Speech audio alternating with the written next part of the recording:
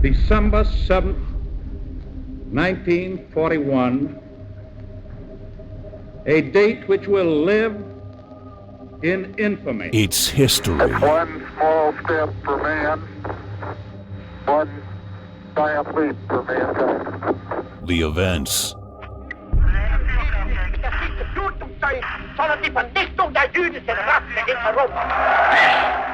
Would have fighting power. Not quite to the Moorish master. Let the word go humanity. forth from this time and The place. figures. I take pride in the words, Ich bin ein Berliner. Mr. Gorbachev, tear down this wall. The drama. 6 to Manhattan, urgent. Marine 6. Tower 2 has had a major explosion and what appears to be a complete collapse surrounding the entire area. I welcome this kind of examination because people have got to know whether or not their president's a crook. The deep Well, I'm not a crook. questions. If we dig deep in our history and our doctrine, and remember that we are not descended from fearful men. Commander Fieldcom. It's hardcore history. Like many of you, I am a fan of ancient mythology.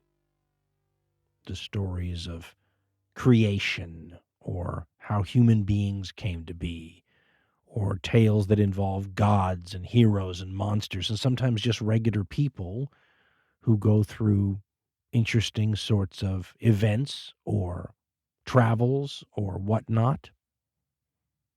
And oftentimes these mythological stories are meant to impart lessons. We're supposed to learn something from them. What to do, what not to do. You're tempted to almost say at the end of all of them, and the moral of the story is, right? What are we supposed to learn from this? Hunter S. Thompson used to call it in his columns the wisdom. And some of my favorite mythological stories are cautionary tales. Examples of what can happen if we're not careful. And one of my favorite versions of that kind of story, that kind of mythological teaching tool, is the famous story of Daedalus and Icarus. If you know your ancient Greek philosophy, you will recall that Daedalus is a master craftsman, an inventor. He can seemingly make anything. He's the one who built the famous labyrinth that held the Minotaur, and it was the king of Minoa, the Cretan area on the island of Crete, that had Daedalus build this for him. But at a certain point, he turns against Daedalus and imprisons Daedalus and Icarus. But of course, when you imprison one of the great inventors of all time, he's going to try to invent a way to get out. And in this case, he does. He creates wings for he and his son. Wings made of multiple different materials, including things like feathers and beeswax, and he and his son are going to be able to fly out of this prison.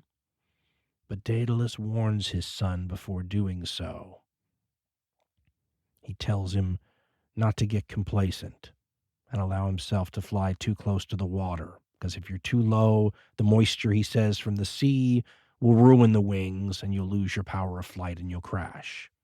Conversely, he warns him about getting filled with hubris and forgetting how dangerous this is and allowing himself to fly too high, because if he does that, the sun will melt the beeswax that hold these wings together and you'll plummet and fall.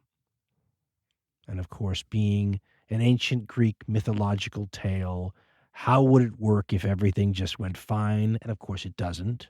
Icarus forgets his father's warnings, gets taken sort of over by the enthusiasm that happens when a human being gets a chance to fly like a bird, allows himself to fly too high, and the sun melts the beeswax, the wings fall apart, and Icarus plunges into the sea and dies. The moral of the story, the takeaway from all this, is supposed to be a warning about ambition and allowing oneself to get too ambitious, right? To forget that there is a middle ground that everyone should shoot for. In philosophy, this is sometimes called the golden mean. And it involves things that are considered to be virtues when you have them in the right amount, but if you have them in the wrong amount, can turn into vices. And one of the examples that's often used in the ancient Greek philosophies is courage. The right amount of courage is a virtue. If you have too little of it, it's cowardice, and that's a vice. But if you have too much of it, it's recklessness, and that's a vice too. The question of ambition is an equally interesting one. It's a very Goldilocks type concept, this golden mean, right? This porridge is too hot, this porridge is too cold, this porridge is just right. Well, if you're dealing with ambition and not porridge, where is the just right point? It's not easy to pin down, is it? The dictionary defines ambition as an ardent desire for rank, fame, or power.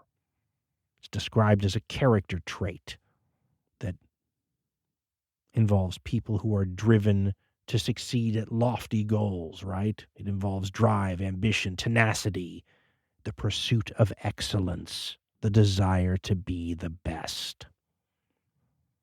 The interesting thing about the desire to be the best, though, is that that's a competitive thing. It means you're competing with other people who also want to be the best. You're seeking distinction, right? Fame. You want to be seen as better than other people. There's an interesting line. Edmund Burke once said that fame is the passion which is the instinct of all great souls, right? They seek distinction. And to a certain degree, this is positive unless it gets too intense. To steal a phrase that was originally used for something else, ambition is a bit like fire, a dangerous servant and a cruel master, and you can see what happens when it gets out of control.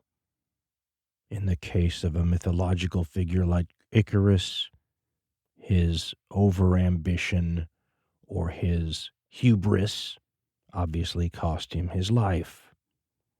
And in most cases where something like ambition is out of balance, right, where you have too much of it, it only burns the person who's trying to achieve the fame and distinction, right? If you're a runner and you want to be the fastest human being in the world, maybe you cut corners, maybe you cheat, maybe you take performance-enhancing drugs, but at the end of the day, the person who paid the price for that is you. But what if, when Icarus's hubris gets the best of him and the sun melts his beeswax, holding the wings together, and he falls? What if he falls on a crowd of people? What if it isn't just about Icarus anymore? What if the area where you seek fame and success and distinction involves the lives and destinies of lots and lots of people? That's when this question of this virtue of ambition or a desire to be the best can become ultimately, at times, genocidal. I mean, take, for example, a figure like Julius Caesar from the Roman Republican era, right? There's a great story about Caesar, and it very well may not be true. It's recounted in a couple of different sources, which doesn't mean it's true. The Roman writer Suetonius recounts a version of this tale, as does the Greek author Plutarch. But they talk about when Julius Caesar was stationed in Spain. He was about 32 years old at the time. Suetonius says he's reading a history of Alexander the Great. Plutarch says he's sitting at the foot of a statue of Alexander the Great, who lived a couple of centuries before Caesar. Suetonius says he was sighing and had a vexing look on his face. Plutarch says he's out and out weeping. And when somebody says, "Why are you crying?" Caesar is supposed to have replied, "Don't I have good reason to? At the age that I am now, Alexander the Great had conquered, all these kingdoms, and what have I done of distinction?"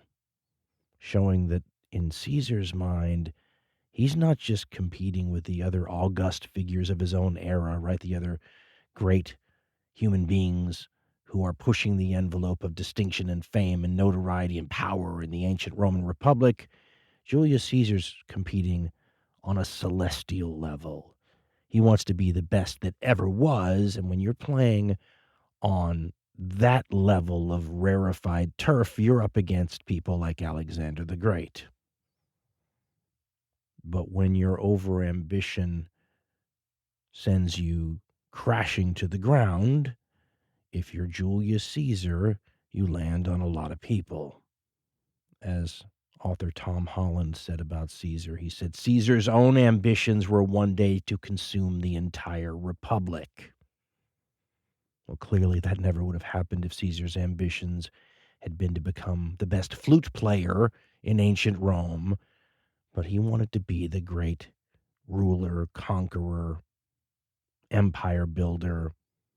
And when that's what you want to be famous for, it means you're going to have to kill a lot of people to win the gold medal. In fact, if you look at the way the Roman Republic is set up, it's set up to encourage distinction between its greatest figures, and that worked for Rome for a long time. It was almost part of the plan, right? Get your greatest figures desiring to outdo one another, and when they do great deeds, they pull the Republic with them. There's also a built-in mechanism to keep it from getting out of control. It's sort of a crabs in a bucket dynamic where if any one figure starts to become too successful and almost climb out of the bucket, the other great figures, the other crabs, pull them back down. And that works until it doesn't. And eventually somebody barbecues the Republic, and that's Julius Caesar. And the number of people who die because of that is legion. The reasons for this are recognized by other people who tried to compete in this same kind of celestial historical event.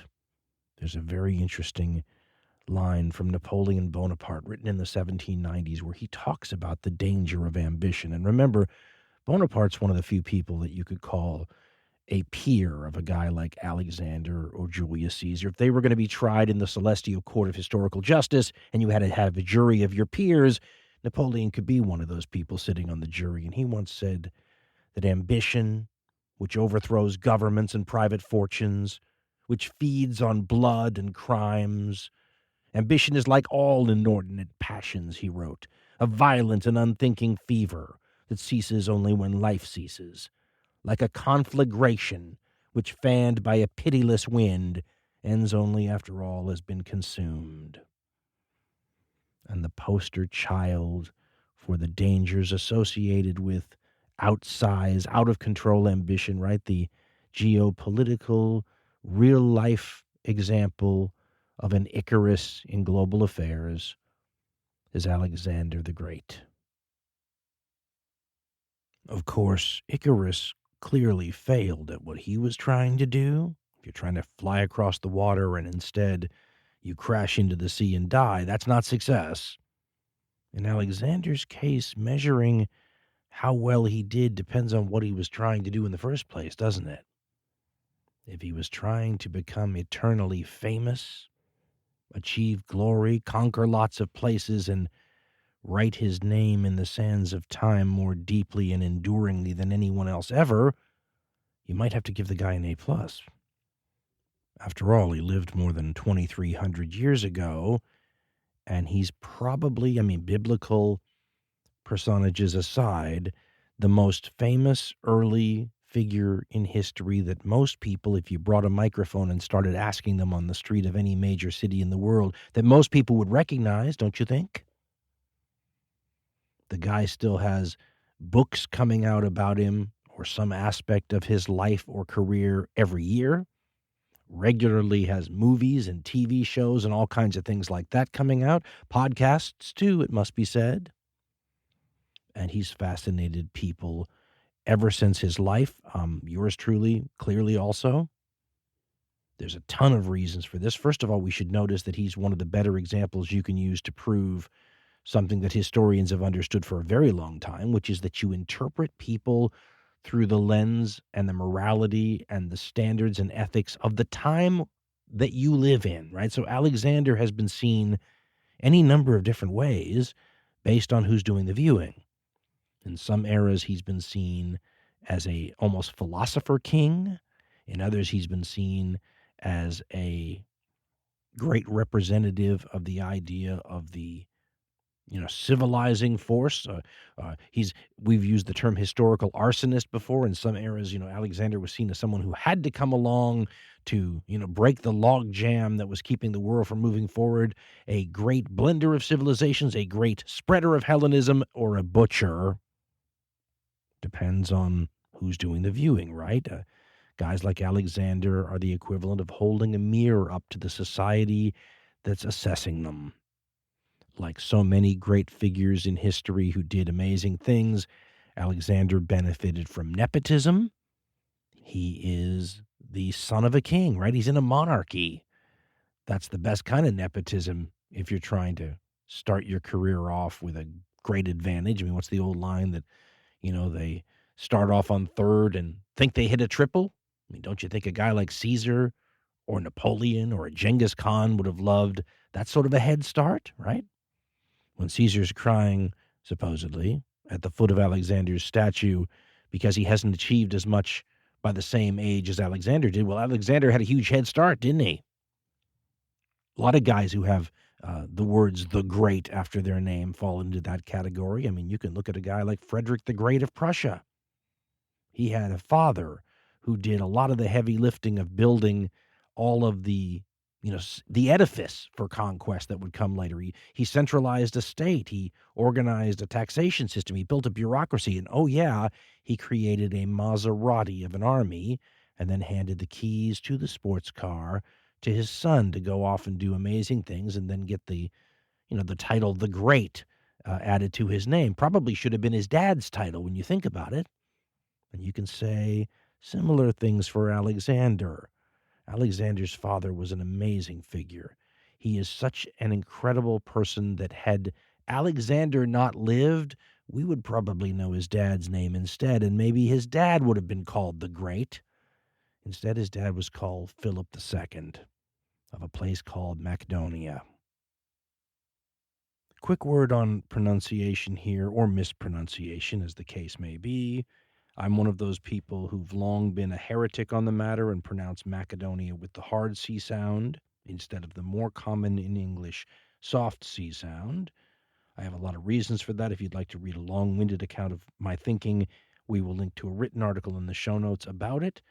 But I've been a heretic since I first encountered some of the history writing in the 1980s, where some of those historians simply took the question out of the hands of the reader by substituting a K for a C in the words like Macedonian or Scythian.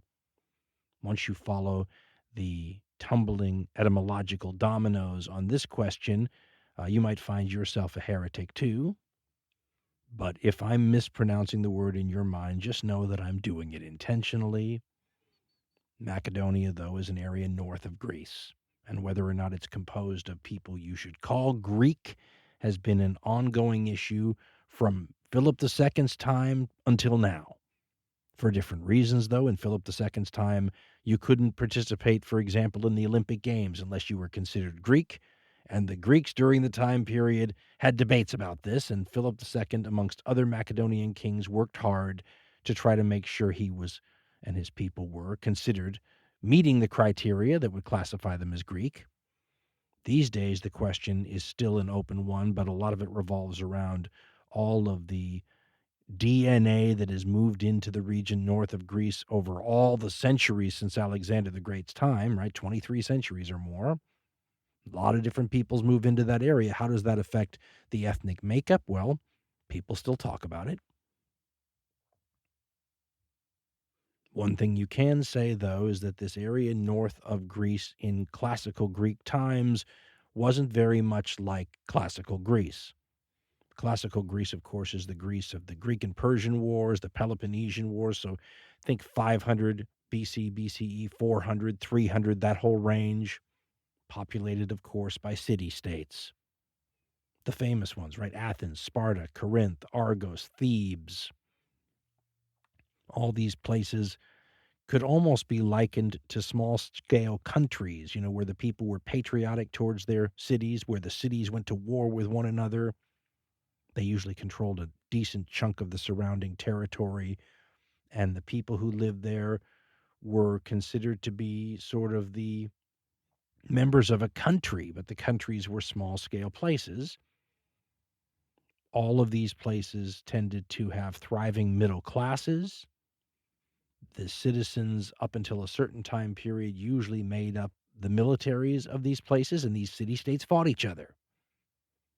These armies were often militia armies in terms of their organization. So if you were a farmer in Thebes and all of a sudden you guys were going to go to war against Corinth, well, you were going to go grab your armor from over the fireplace, and it might have been the same armor your dad and your granddad used. Grab your 3-foot diameter round shield, put the sword in your belt, get your 6 to 9 foot long spear, and run down the hill to join your neighbors in the local phalanx, right? The closed body of troops who stood shoulder to shoulder, 5 or 8 ranks deep, and met the other citizens of the other city-state. And when the fighting was done and the decision had, you'd go back home, put the armor back over the fireplace, grab the plow, and get back to the farm. Things were very different, though, north of Greece and Macedonia, where they really didn't have a thriving middle class, and they didn't have any city-states. They had villages and towns and hamlets. Instead of a thriving middle class, they sort of had a group that tilled the land. I'm not sure if you called them peasants. That would be exactly right. But you definitely had a nobility that was often referred to by a Greek word that's often translated to knights or barons. And these people owed their allegiance to a king. Now, even the idea of having a king to the Greeks of this time period was a sign, a mark of barbarism. Kings were what the Egyptians had with a pharaoh. Kings were what the Persians had with their great king of kings. In the Greek city-states, you often had all kinds of different governments, but kings weren't usually a part of it. And one of the states that had kings, Sparta, famously had 2 of them. Kind of takes the whole, absolute ruler side of the question out of the equation, doesn't it, if you have 2 of them? Reminds me a little of the Roman Republic's concept of having not 1 consul, but 2 consuls, right? Divides the power and authority a little bit. But if you had a king, that was a sure sign that you probably weren't Greek. And if your king was polygamous, well, that was another sure sign it probably wasn't a Greek place, because in, Greece of the time period we're talking about, polygamy was another sure sign of barbarism. Add to that the fact that these Macedonians lived a much more sort of a rustic existence than your average cosmopolitan Greek city-state, cosmopolitan by comparison.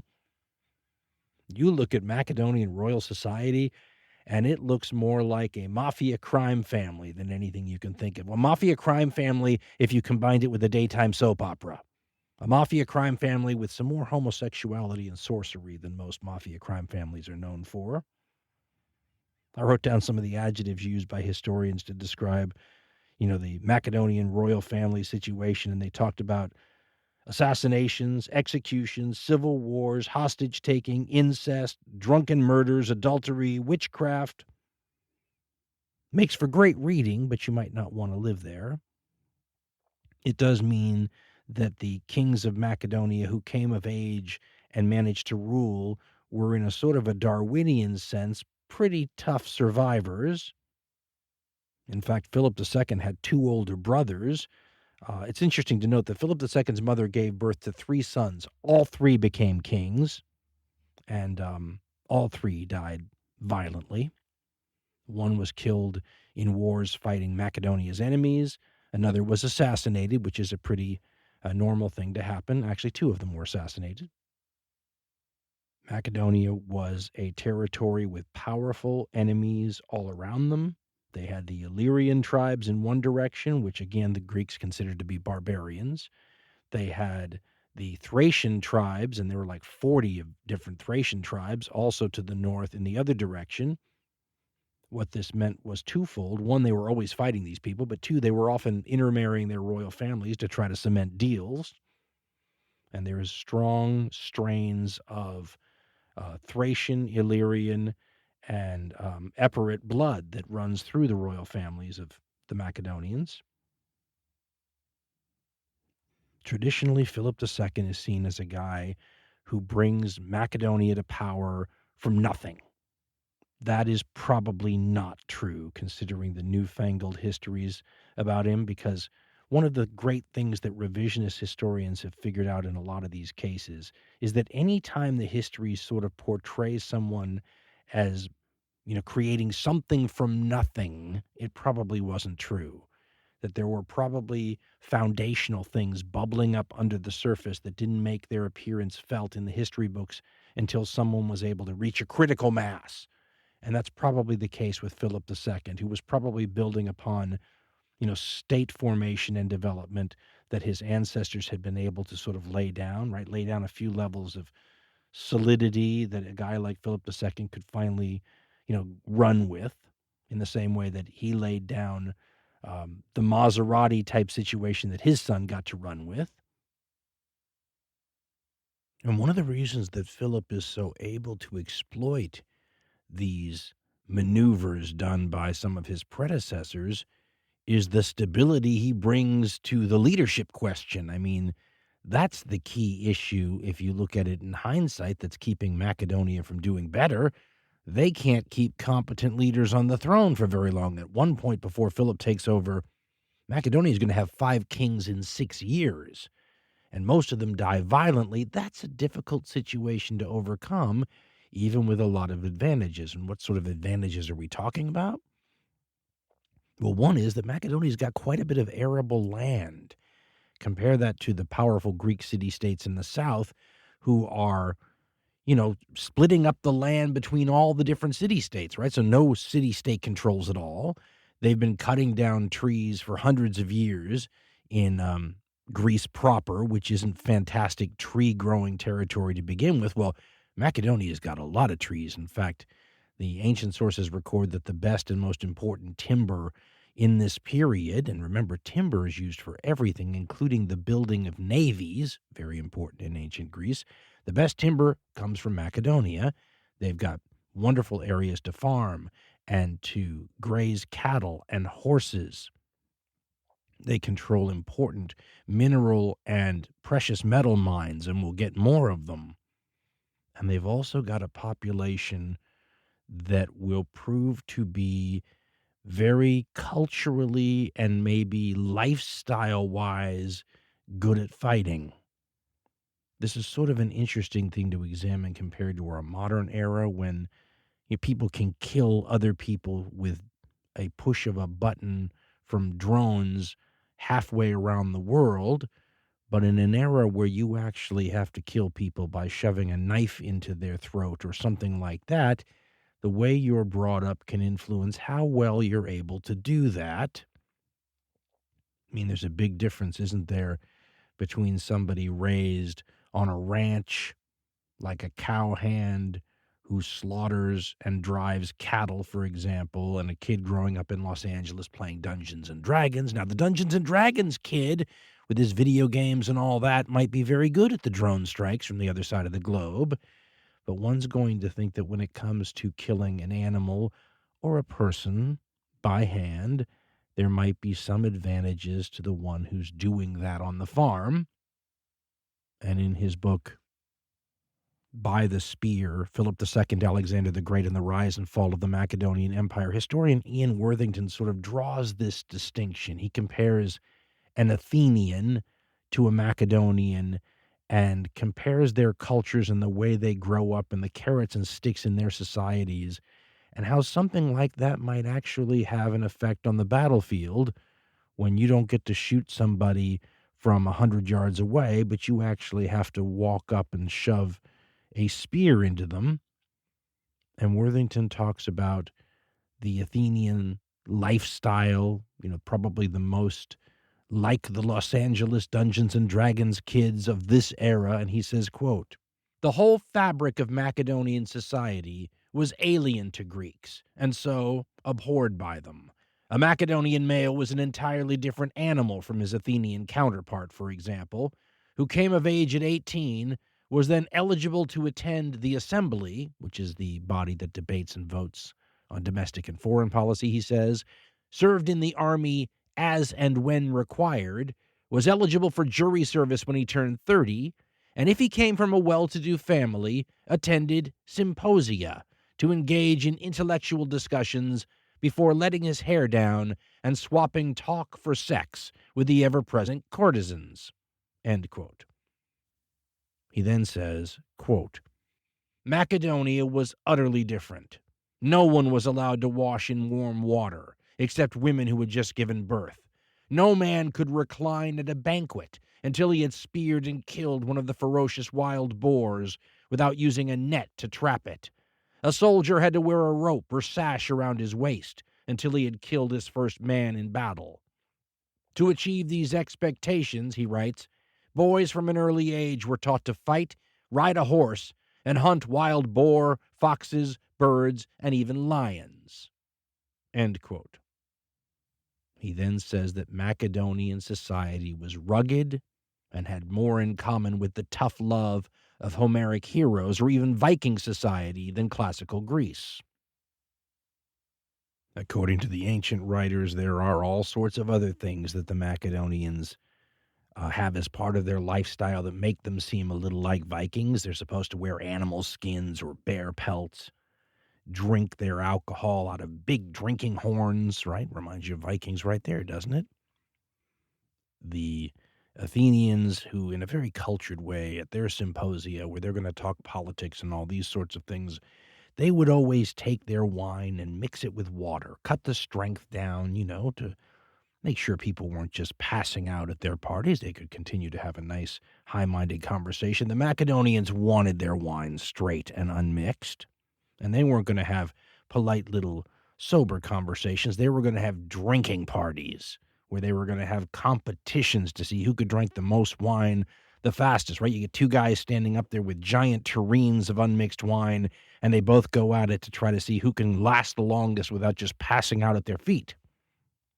Different kind of culture entirely, and this is the kind of culture that Philip is born into, right around 383, 382 BC, BCE. The murderous soap opera of Macedonian royal life is in full swing during his birth. And you don't know what to believe. The ancient sources are really hard on women, especially women of some power and authority. The Romans and the Greek historians always treat them as kind of uppity. You're evil or borderline malicious just by being powerful and assertive. Adrian Goldsworthy, the modern historian, suggests we not treat these stories specifically as though they're 100% true. But Philip's mom, a woman named Eurydice, is obviously married to Philip's dad, but supposedly is in a sexual relationship with her son-in-law, Philip's sister's husband, and they both plot against Philip's dad. The plot fails, and Philip's dad forgives them, and they maybe go on to continue to maneuver behind his back. And then when Philip's dad dies, the guy who's shacking up with Philip's mom is continually, inserting his hands and trying to manipulate the kingship, may have been involved by hook or by crook in the assassination of Philip's brother when he's a king. So it's an interesting family dynamic, to say the least, but nothing unusual given Macedonian history. Around the year 368, Philip is sent as a hostage to the Greek city-state of Thebes.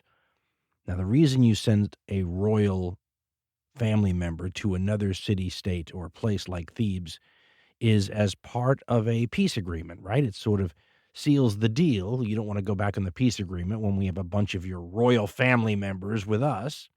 Think about the phenomenon of pages in the Middle Ages. It's not that dissimilar. And Philip would have been treated nicely. It wasn't like they threw them in a dungeon.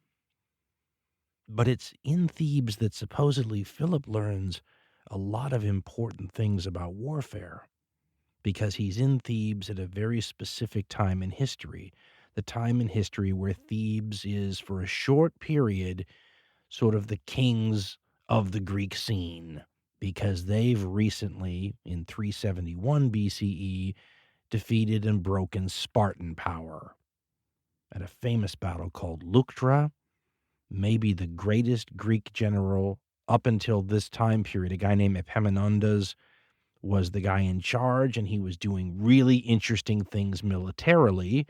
And Philip is housed with one of his generals, and so he's learning things that he will, well, at least the tradition holds, build off of. He's going to create an army that builds on the foundation that he's taught when he's in Thebes. The other thing that happens in Thebes is Philip is exposed to all sorts of high-minded things. I mean, the guy he stays with is a follower of the Pythagorean sort of lifestyle. I mean, vegetarianism, self-sacrifice, a whole bunch of things that Philip really wasn't personality-wise, but he's getting a chance to really see how city-states operate, how their government works, and to be exposed to these sorts of philosophical ideas that maybe wouldn't have been too common for a bearskin wearing, drinking, horn using, barbarian. Meanwhile, Philip's oldest brother is assassinated during a war dance. His next oldest brother recalls Philip from Thebes, and he's killed in a fight with the Illyrians and another 4,000 Macedonian troops with him. And this is the scene that Philip finds himself in once he sort of reaches the kingship. Now, the first thing to say about Philip is you just don't know much about him that you can depend on, because like his son Alexander, he is the subject of an immense propaganda campaign. And the Athenians in this time period, who were his enemies, are the best propagandists in Greece. They have some of the best orators and speakers going. One of them is named Demosthenes, and Demosthenes, he'll write a bunch of arguments against Philip known as the Philippics. And much of what we know about Philip comes from the Philippics, but the entire design and approach of the Philippics is to make Philip sound like he's Darth Vader or Sauron breathing down Athens' neck. So maybe not exactly a realistic or fair account of the guy. I've always loved the way historian Will Durant, I want to say it's almost 100 years ago now, writing about Philip, describes him. And it may not be a fair description either, because some of the modern day historians are much kinder to Philip in terms of treating him as a more cultured man, a more well-spoken man than the old style historians. But Will Durant gives a quick rundown that just describes how amazing the guy is, both in pro and cons. And this is what he has to say about the personality of Philip the Great, or the man who maybe should be named Philip the Great, in his book, The Life of Greece. And he says, quote, "He had all the virtues except those of civilization. He was strong in body and will, athletic and handsome, a magnificent animal trying now and then to be an Athenian gentleman.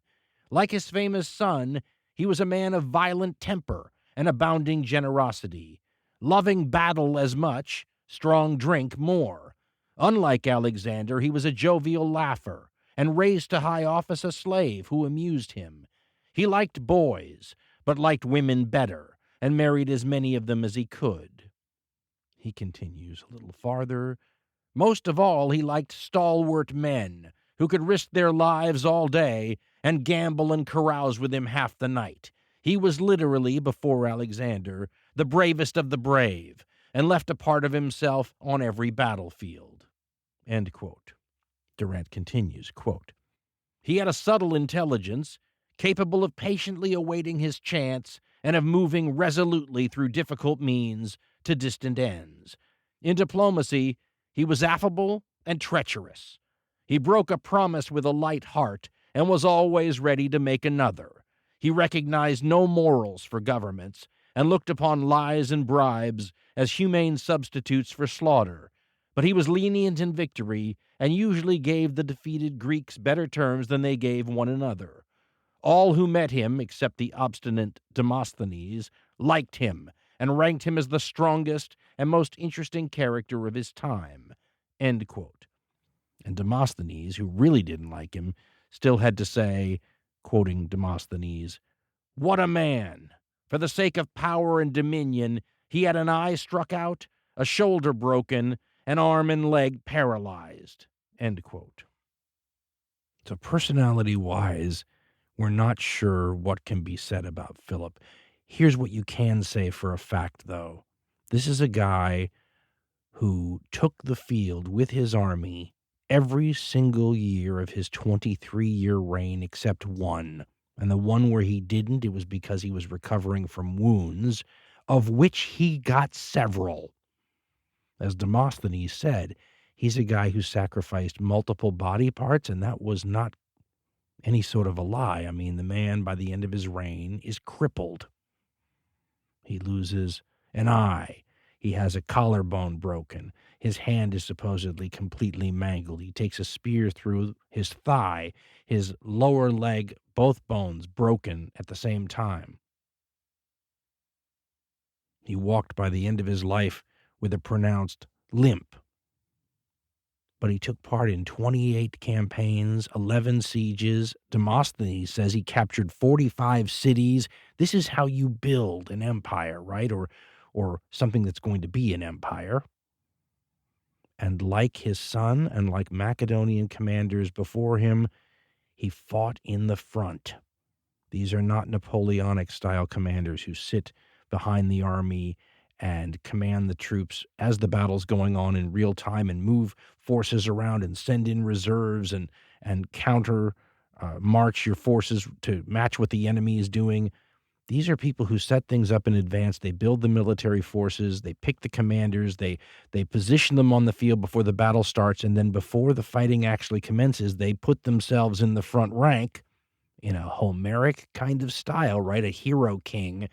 And they command. And when you do that and you fight, 28 campaigns, you're going to get wounded. And the number of times that Philip's troops thought he was dead on the battlefield is numerous. In 1977, to just take a little break from all these, he said, she said kind of historical accounts from the past and all the propaganda, an archaeologist found a tomb in northern Greece, or the area where Macedonia was during this time period, the traditional Macedonian heartland. It was under a mound, a hill, a man-created hill, a tell. And in the tomb, they found multiple bodies, but in one specific tomb, around a bunch of armor and magnificent materials, they found a golden box with a Macedonian star etched into the top, and purple cloth, purple being the royal color. Inside the box were bones. The way that Macedonian royalty was often treated after death was what we might call today a partial cremation, because unlike today's cremations where you're left with ashes and bone chips, very small bone chips, in a lot of the funerals during the time around Philip's lifespan, it was common to have a fire that was only hot enough to burn the skin off. And then the bones would be taken, washed in wine, and put in a container of the sort that in 1977 was found in this tomb. So you can still look at the bones and analyze the bones. And in addition to the bones, there were things like armor. For example, a specific sign that maybe we're dealing with Philip II's bones in this tomb are greaves that were found. Greaves are the armor that goes on the shins. And these greaves were shaped differently, one in particular, shorter than the other, shaped for a person who'd suffered a bad leg injury. And in 77, they thought it might be Philip II. Now, I think about 90% of the people that are the experts in the field would say, it's pretty close to unanimous, but maybe not quite, would say that this is Philip II. And what that means is you can get some hard, concrete stuff about the guy. He was between 5'6" and 5'8", for example, which might seem a little short to us today, but historians often say that that's not that uncommon for the people of the time period in this area. Although, if he were a little shorter than the average Macedonian, that would sort of jibe with his son's height, too, who was also shorter than the average Macedonian, so maybe Alexander got it from his dad. The skeleton also shows the wounds, including the most obvious during his lifetime that no one would have been able to avoid, the fact that an arrow had struck him in the face and took out an eye. Actually, it's worse than that. It didn't take out the eye because a physician had to scoop out the eye with what amounted to a spoon. And when you think of someone doing that to you without any sort of real anesthesia or anesthetic, it boggles the mind to consider the amount of pain we're talking about here. I got that rundown of Philip's campaign record from historian Richard A. Gabriel, who wrote a book called Philip II of Macedon, Greater Than Alexander. And he ran down how Philip's statecraft was much more oriented towards results than perhaps Homeric glory and swordplay. And he writes, quote, "In a very important way, however, Philip's view of war as distinct from personal bravery was decidedly un-Homeric. Unlike the Iliad's heroes, this great warrior king who took the field every year of his 23-year reign, save one when he was recovering from wounds, who took part in 28 campaigns and 11 sieges, who captured 45 cities, if one can trust Demosthenes, and who was seriously wounded at least 5 times, never went to war for its own sake, or only for personal glory. For Philip, war was first and foremost an instrument of state policy, with which to achieve specific strategic objectives. It was always the continuation of policy by other means, in the genuine Clausewitzian sense. The rhetorician Polyaenus observed that, quote, Philip achieved no less through conversation than through battle, and by Zeus, he prided himself more on what he acquired through words than on what he acquired through arms." End quote. And then Gabriel says this Clausewitzian view of war led Philip to become the greatest strategist of his time. Clausewitz, of course, is famous for saying that war is a continuation of politics or policies by other means. But for Philip II, this applied to all sorts of things, including marriage. Marriage for Philip was Clausewitzian. In this, he is far from alone. After all, royal marriages for diplomatic reasons, right, to cement alliances or connections between powerful families, or to wed states or kingdoms or locations more closely together, isn't just common, it's almost the norm. But the Macedonian ruler has a huge advantage over a lot of these other royal families that do the same thing. I mean, after all, if you're, Henry VIII of England and you're marrying for diplomatic reasons, it's kind of a limitation, isn't it, if you can just marry one wife? Philip didn't have any sort of limitation like that at all. One of the things the Greeks used as evidence that the Macedonians were barbarians is that they were polygamous. And Philip could marry as many wives as he wanted to cement his diplomatic and political goals. I mean, he's going to have 7 or 8 wives during his lifetime and have multiple of them at the same time. And the women that he married are interesting characters if the ancient sources are to be believed.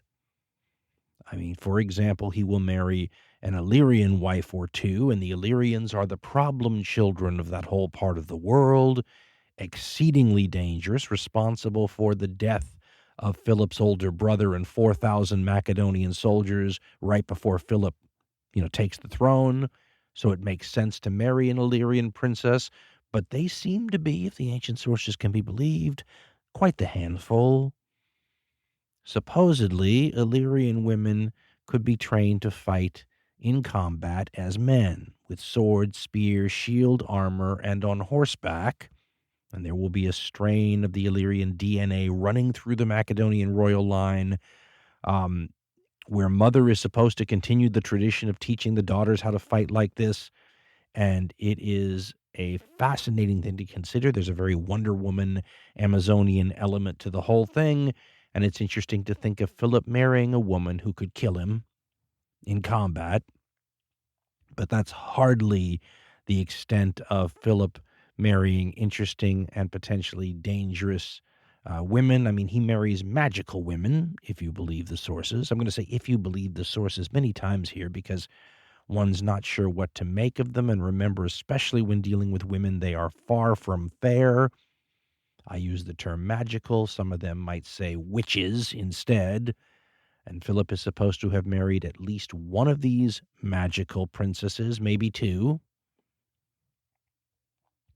One thing you can say is that by the time Philip marries the woman who will be Alexander the Great's mother, one wonders whether or not, as a young couple, Philip would have been in his 20s, and Alexander the Great's mother, a woman named Olympius, would have been in her teens. One imagines that you could have looked at them at a party and said, I wonder what kind of children those two people will produce, because one has to look at a teenage Olympius and say that you can sort of divine how formidable a person she was, because as a teenage girl, she can handle this guy, right? The most formidable person of his time, a figure that the ancient Greeks to the south of him had all kinds of trouble with. You just heard, Professor Gabriel describe his qualities. You heard Will Durant describe his qualities, and yet this teenager from a place called Molosia in Epirus can handle him. And she may have even scared him a little. Philip II's family claimed a descent from Heracles, who we would call Hercules, right? If you recall your Greek mythology, Heracles is the son of Zeus, not just a Greek god, but the king of the Greek mythological pantheon, right? If you're going to claim descendant from a god at some point in your, genetic line, why not make it the king of the gods? Who could you possibly marry who's going to bring enough, cachet to the marriage to compete with something like that? Well, Olympius's family in Molosia claimed descendant from the greatest hero of the most important Greek story to most Greeks growing up during this time period, the Iliad. Olympius's family claimed descent from Achilles, which means that when they have a child together, this family who claims descent from Heracles and through him Zeus, and this other family who claims descent through Achilles, you're going to have a kid who mixes the blood of Zeus, Heracles, and Achilles, and somehow the great god Dionysus manages to get involved in this whole affair too and creates this fusion in the child that they're going to have that impacts that child's life for its entirety. To this day, historians still try to argue and debate how important these three figures were to Alexander, and like so much of his life, are trying to disentangle true contemporary things, things that were part of his life, from the many fables and stories and romances or just plain bad histories that cropped up after his death. Was he really into Achilles the way the later sources say? Some people say no. Dionysius, very hard to figure out. Heracles is the least controversial, since Alexander definitely put the figure of the hero demigod on coins and whatnot. But there are other historians that will make a much more closely connected case. I mean, there's a whole book about Alexander's connection to Dionysius. And Dionysius is, in my opinion, this is one of those opinion comments, but is the most interesting and hard to get your mind around of the Greek deities, in part because he rules over those parts of humanity and humankind that are themselves hard to get one's mind around, right? The subconscious, the hidden sides of one's character, the psychological dark areas. There's a book called Alexander the Great, The Invisible Enemy by historian John Maxwell O'Brien, and it's all about this connection between Alexander and this particular god Dionysius. And he describes Dionysius in the most interesting of ways. Dionysius is officially the god of wine, but wine itself is a weird sort of a concoction that can be both positive and negative, which is kind of how the god can be too. Here's how O'Brien describes Dionysius, and he says, quote, "The god of everything that blossomed and breathed, Dionysius could surface in the moisture on a rose, bellow majestically through a raging bull, or imperceptibly shed old skin for new in the guise of a snake. He was the divine patron of the theater, with an empty mask as his emblem, the god of 1,000 faces, who epitomized metamorphosis and could transform mortals at will. Armed with ecstasy and madness, this paradoxical deity would smile at human determination and laugh at logic. In league with death as well as life, his realm reached beyond the grave to the murky waters of the netherworld. End quote.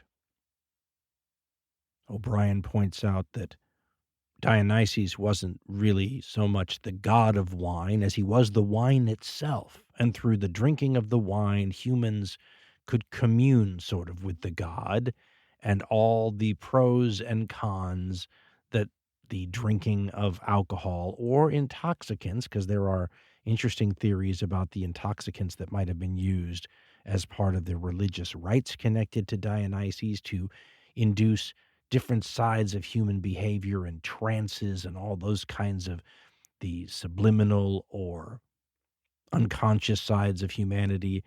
And O'Brien writes, quote, Dionysus proffered himself through wine, and mortals revealed his personality as well as their own through drinking and drunkenness. A number of the god's epithets describe his attractive attributes or praise the benefits to be culled from his precious gift. He is a relaxer of the mind, a healer of sorrow, a dispeller of care, a provider of joy, a merrymaker, and a lover of laughter. Other epithets refer to his less admirable characteristics and simultaneously serve as a reminder of the potential destructiveness of his earthly agent. He is a disturber of the soul, a mind breaker, a bestower of envy, a dispenser of anger, a chaser of sleep, a noisemaker, and a liar. The visible effects of the wine, O'Brien writes, unmasked the fundamental ambivalence of the god and revealed a kindred quality in mortals. Wine exalted the spirit, but it also had the capacity to unleash primordial impulses. Under its influence, a veneer of sophistication might disappear abruptly, and civility could be transformed into uncontrollable rage. The wine god disclosed reason's uneasy sway over emotion and served as a chilling reminder of bestiality at its core. End quote. Alexander's mother, Olympius, was a devotee of Dionysus, a initiate, if the sources are to be believed, in the mystery cult of the god, and it's a mystery cult because nobody knows what goes on in the various rites connected to the god, although if one believes the Greek playwright Euripides, who was spending time hanging out in Macedonia, he wrote in his play, The Bacchae, about it.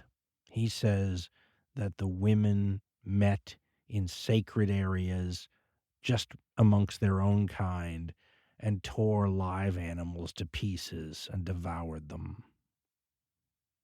They participated in magic rites, carried wands, and worshipped and kept snakes, which is another thing associated with Olympius. She's supposed to have kept snakes, maybe even in her bedroom.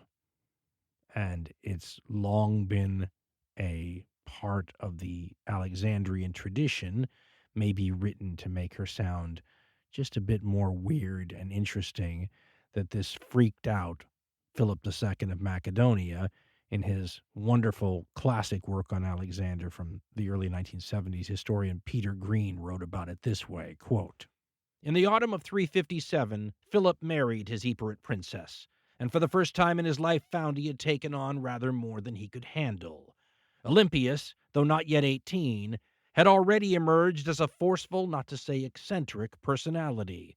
She was, among other things, passionately devoted to the orgiastic rites of Dionysus, and her menandic frenzies can scarcely have been conducive to peaceful domestic life. One of her more outre habits, unless, as has been suggested, it had a ritual origin, was keeping an assortment of large, tame snakes as pets. To employ these creatures on religious occasions could raise no objections, but their intermittent appearance in Olympius's bed must have been a hazard calculated to put even the toughest bridegroom off his stroke. End quote. Now, it's always a mistake to assume that people from other cultures and earlier eras would react the same way to circumstances and stimuli that we would. I'm just going to say that personally, though, if I'm laying in my bed and all of a sudden crawling through my sheets and on my sleeping form is a large serpent, because that's how it's described in the sources, that's going to freak me out a little bit. Puts a whole new sort of reptilian spin on the idea of love me, love my dog, doesn't it? But I'll say this about Peter Green in 1970. He's a lot fairer to Olympius than the ancient sources or even the early modern ones. I mean, the 1920s is one of those eras where there's a lot of writing about Philip and Alexander and Olympius, and the writers and historians from that era are just as harsh, maybe more so, on Alexander's mother and Philip's wife than even the ancients. I mean, listen to the way science fiction author, but also popular historian H.G. Wells describes Philip's wife, Olympius. And you get this sense that she's practically demonic. And he first extols all the wondrous qualities of Philip II, right? Very similar, I would say, to the way Professor Gabriel describes Philip, right? Greater than Alexander. If not for Philip, there is no Alexander, but he has this tragic flaw. He's joined, like a ball and chain to a dangerous demonic force who eventually destroys him and limits Alexander's ability to be as great as his father. Here's the way H.G. Wells describes Alexander's mother and Philip's wife, Olympius, and see if she doesn't sound very much like something, out of a dark horror movie. Wells writes, quote, "It is necessary now to tell something of the domestic life of King Philip. The lives of both Philip and his son were pervaded by the personality of a restless and evil woman, Olympias, the mother of Alexander." He then talks about how Philip and she were married and then says, quote, "It was not long before Olympias and Philip were bitterly estranged. She was jealous of him, but there was another and graver source of trouble in her passion for religious mysteries. We've already noted that beneath the fine and restrained Nordic religion of the Greeks, the land abounded with religious cults of a darker and more ancient kind. Aboriginal cults with secret initiations, orgiastic celebrations, and often with cruel and obscure rites. These religions of the shadows, he writes, these practices of the women and peasants and slaves, gave Greece her Orphic, Dionysic, and Demeter cults, and they've lurked in the tradition of Europe down almost to our own times. The witchcraft of the Middle Ages, with its resort to the blood of babes, scraps of executed criminals, incantations, and magic circles, seems to have been little else than the lingering vestiges of these solemnities of the dark whites. In these matters, Olympias was an expert and an enthusiast, and Plutarch mentions that she achieved considerable celebrity by use of tame serpents in these pious exercises. The snakes invaded her domestic apartments, and history is not clear whether Philip found in them matter for exasperation or religious awe. These occupations of his wife must have been a serious inconvenience to Philip, for the Macedonian people were still in the sturdy stage of social development, in which neither enthusiastic religiosity nor uncontrollable wives was admired." End quote. So, according to Wells and a lot of other people writing in the 1920s, Alexander's father is one of the great men in history. His mother's a witch. Neither of those things matters very much, if not for the creation of the tool that leads to the fame of both of those people and their child, the military Maserati that Philip II will create, the Macedonian army. The Macedonian army, by the way, is arguably the most important part of this story. I mean, you can make a case that without that, none of the sorts of things that get Philip II and, more importantly, his son Alexander in the history books happens. I mean, it's the tool that creates all the opportunities for conquest, right? In my head, I always try to switch the battles around and imagine Alexander, instead of commanding what is almost certainly the best army in the world at the time period he's commanding it, probably the best army the world had ever seen. I try to imagine Alexander having to switch sides with the general he's fighting, right? Why don't you give Darius the Macedonians and you take the Persians in this big battle, and let's see how that goes. Might have gone fine. Alexander probably, really good general, knows what he's doing, but I mean, he was fighting with the best army in the world when he did what he did. And so it seems like the real important, decisive moment in the history of this story is Philip creating this amazing army. Because Philip made the Macedonian army, and then conversely, it's safe to say that the Macedonian army made Philip.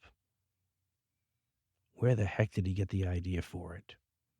Well, we should talk a little bit about the Macedonian army, Philip's influences, and even kind of more important, ancient warfare and how it worked and what we know and what we don't know. Because trying to figure out how the army that Philip created worked is in itself a speculative kind of an affair, which is weird when you think about it.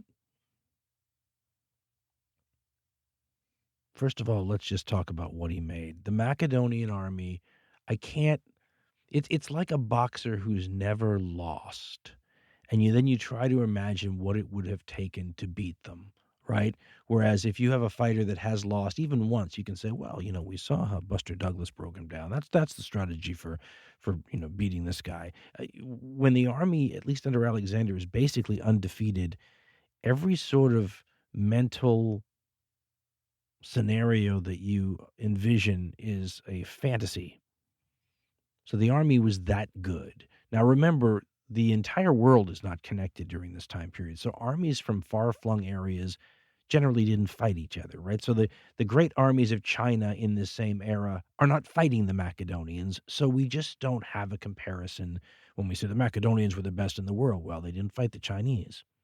And of course, no one in the Americas was fighting anyone from outside the Americas, so we don't know how they would have done. But I'm just going to say, if we're betting and we're having the Macedonians fight any of those contemporary armies from anywhere in the world, I'm taking the Macedonians because they're undefeated, basically. And what Philip does is invent a style of warfare that is going to become the Cadillac style of warfare in the entire region for like 175 years.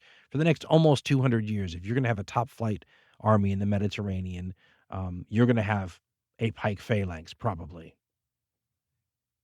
And when in a couple of centuries, the Romans and their manifold legions throw the phalanxes on the ash heap of history, it's worth questioning whether they were even fighting the same sort of army that Alexander and Philip had developed at all. A lot of evolution and changes and adaptations, and maybe even, de-evolution going on in the Alexandrian system of fighting over the 175 years it was dominant.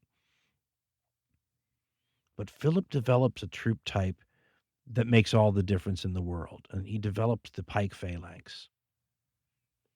It's interesting to think about one guy developing this, because normally weapon systems are cultural in the ancient world. They develop as a part of, what's going on in society. And a lot of people fight connected to the land and the kind of enemies they face and the terrain and all sorts of things. I mean, who invented the hoplite, right?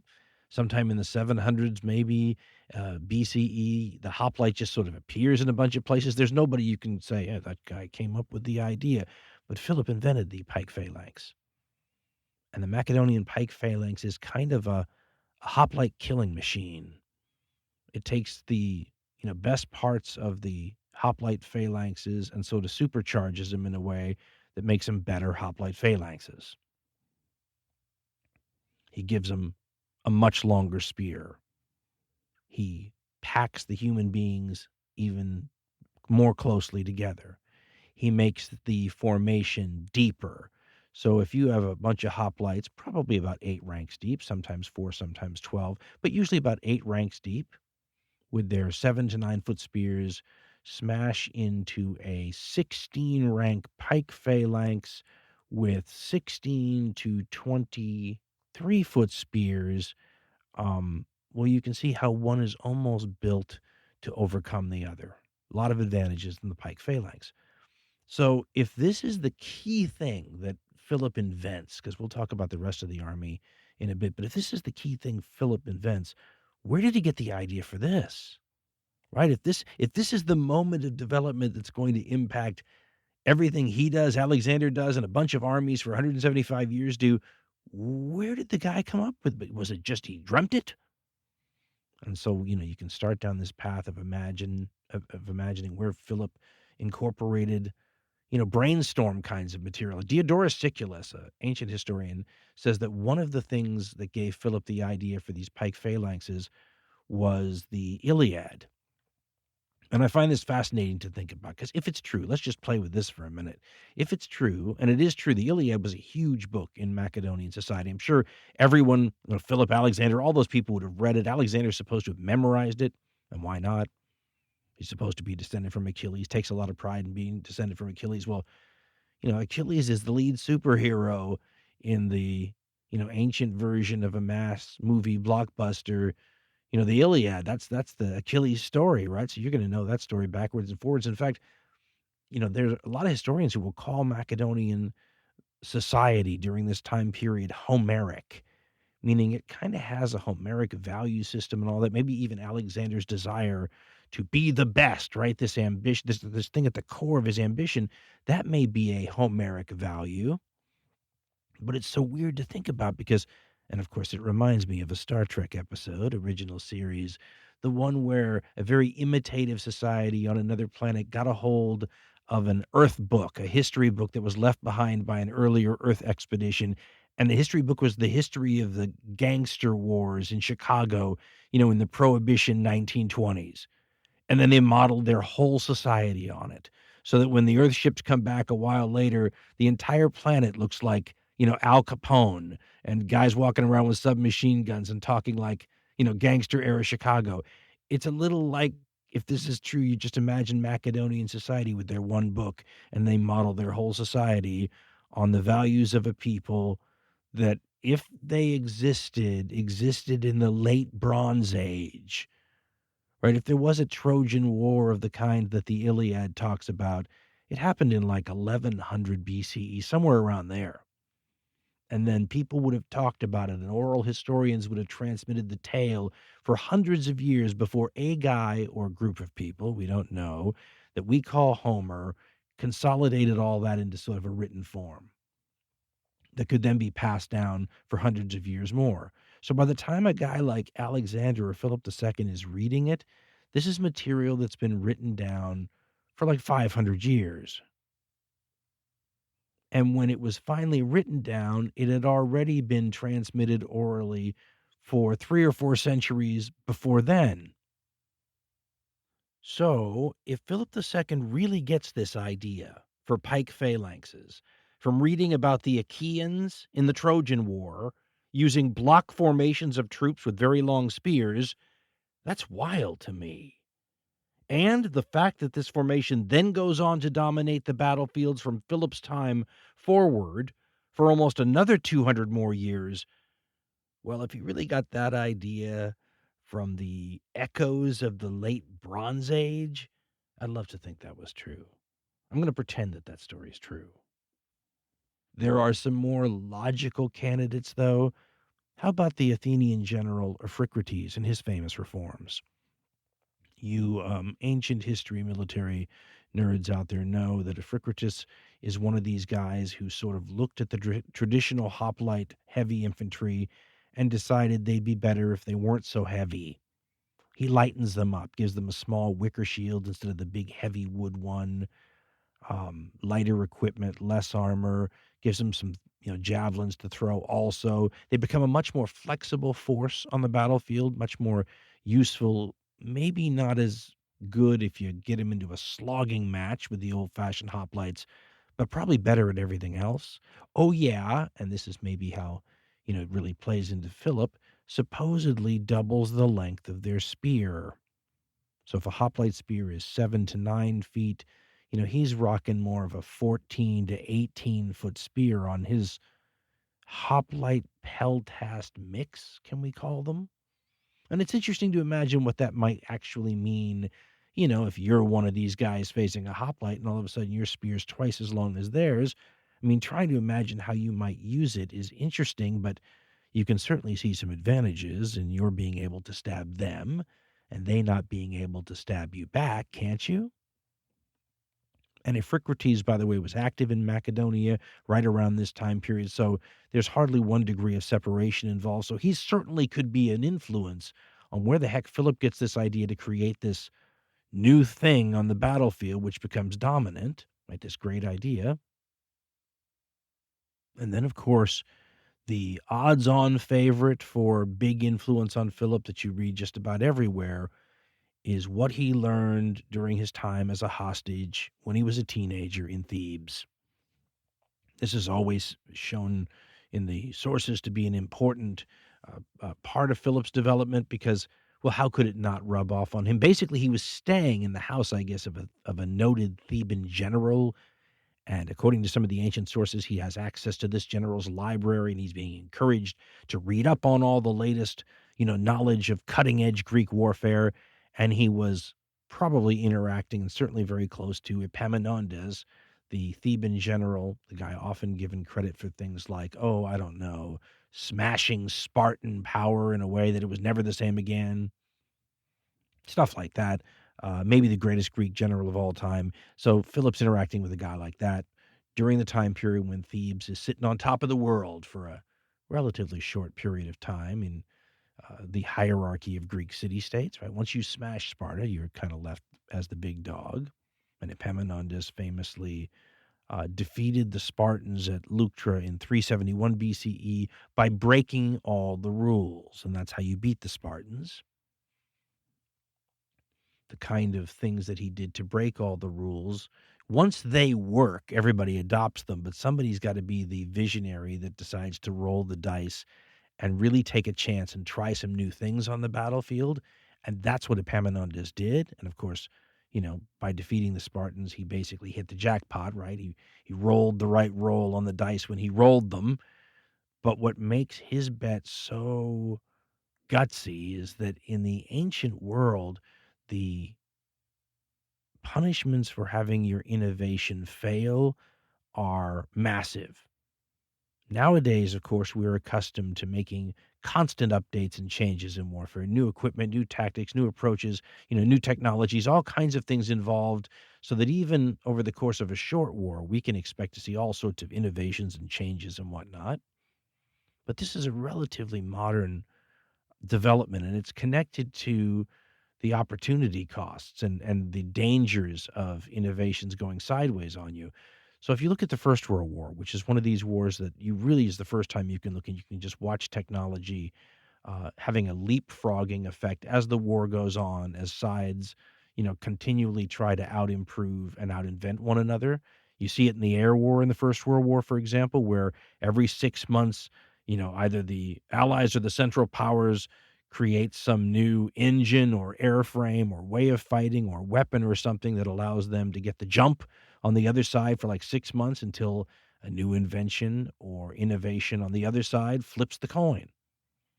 And you could see new technology and ways of fighting introduced all throughout that war. Look how the British introduced tanks, built them up in secret for a while, and then finally in one battle they throw out enough of them to make a difference and they sort of see what happens. And when it's not war changing, and they really didn't expect it to be war changing in that battle, they then sit down and figure out, okay, how did it go? That was a good experiment. What can we do different next time? What worked, what didn't work?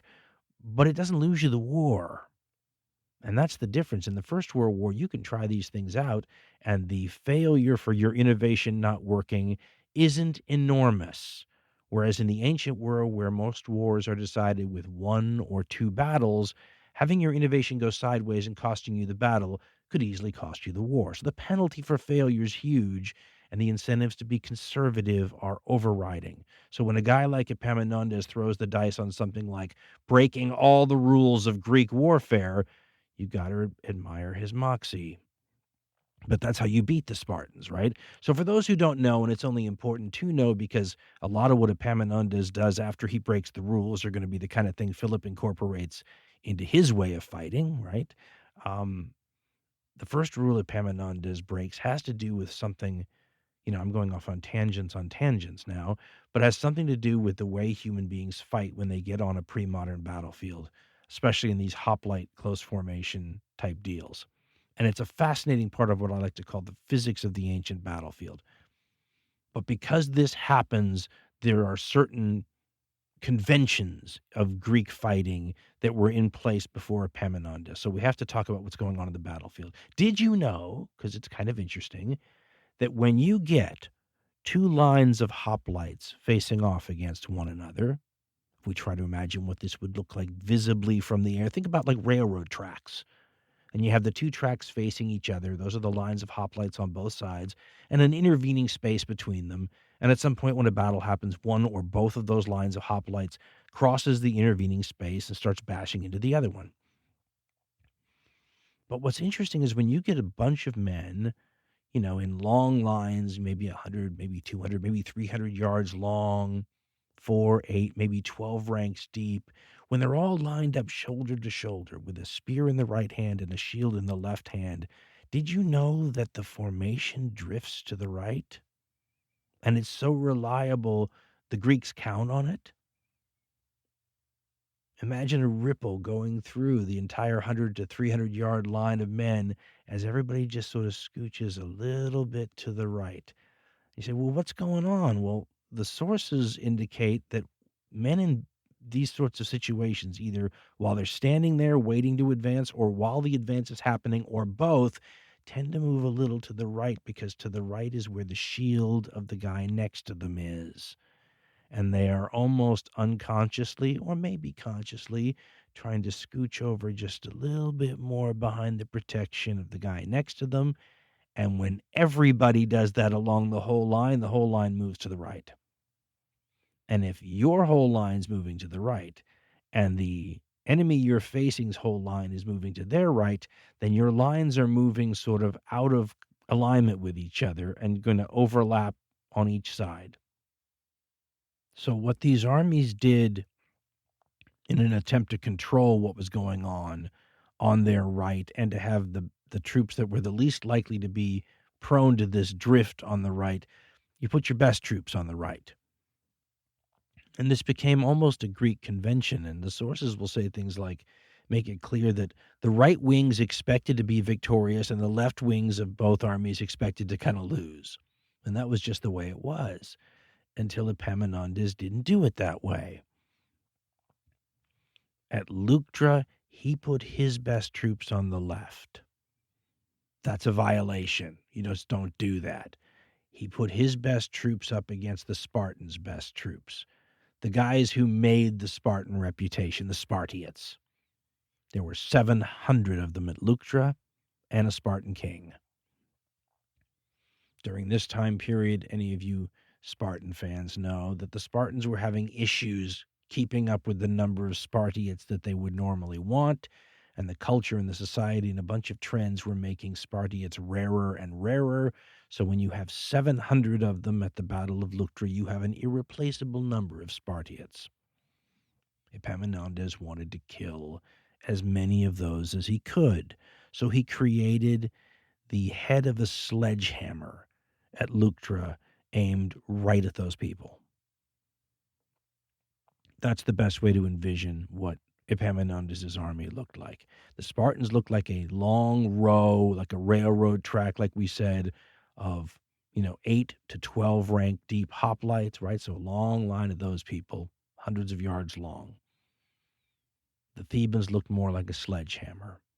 The head of the sledgehammer was made up of the one professional force the Thebans were known to have in their infantry, the famous Sacred Band, 300 strong professionals. Some of the sources indicate maybe homosexual lover pairs that were devoted to each other. That'll improve your unit cohesion maybe. But they were joined by a block of troops, wait for it, 50 ranks deep. Now, the Thebans were known to fight deeper than most other Greek city-states traditionally, but in this battle, Epaminondas goes wild, makes the formation 50 ranks deep. He's going to face off against a Spartan hoplite force that's probably about 12 ranks deep. So think about the difference if we're talking about the physics of human, mass and movement and weight and depth and all that stuff, the difference between a 50 rank closed formation running into a 12 rank closed formation.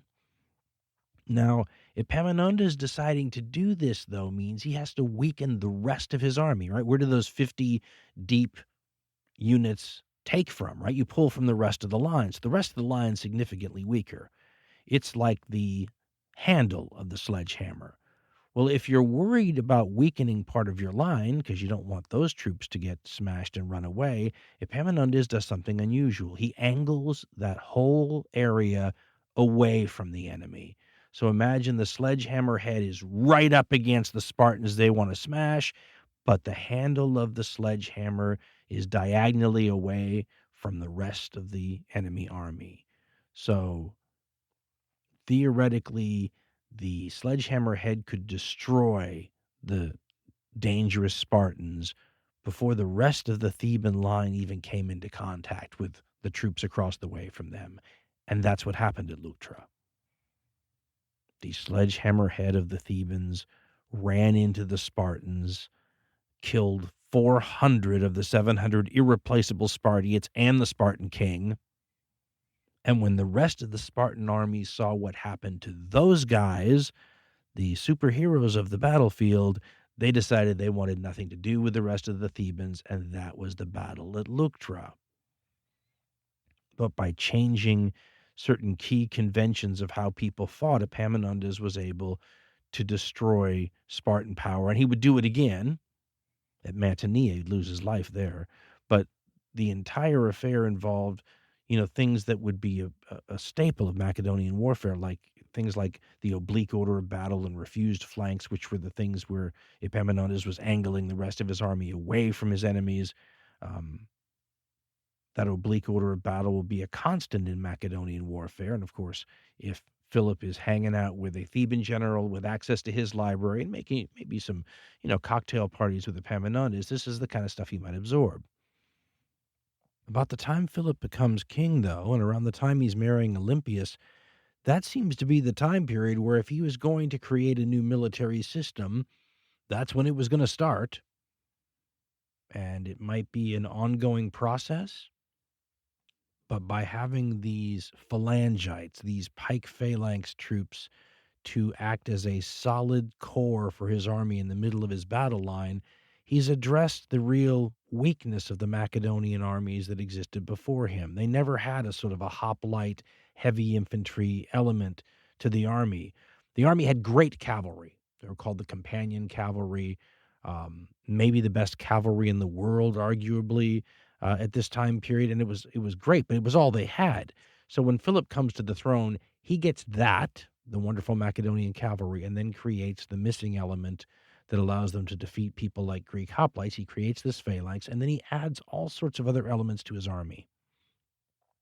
He's often credited with the first European combined arms force, although one can make a case that was also Epaminondas' development. But to this Macedonian cavalry that's great, and the Macedonian phalanx that's a missing ingredient, he adds mercenaries, for example. Extra important during this time period where he's, introducing these military reforms, because you need some professionals, to handle the load and keep you from getting overrun with Illyrians and Paeonians and Thracians in the meantime. He also starts employing large numbers of allies.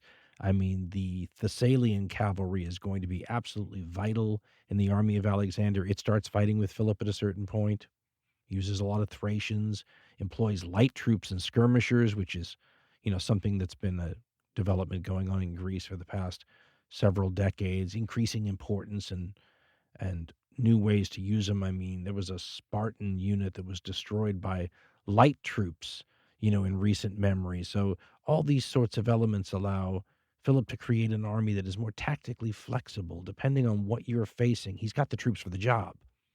If you're facing someone that wants to smash right into you and punch you in the mouth, he's got great troops to punch you back.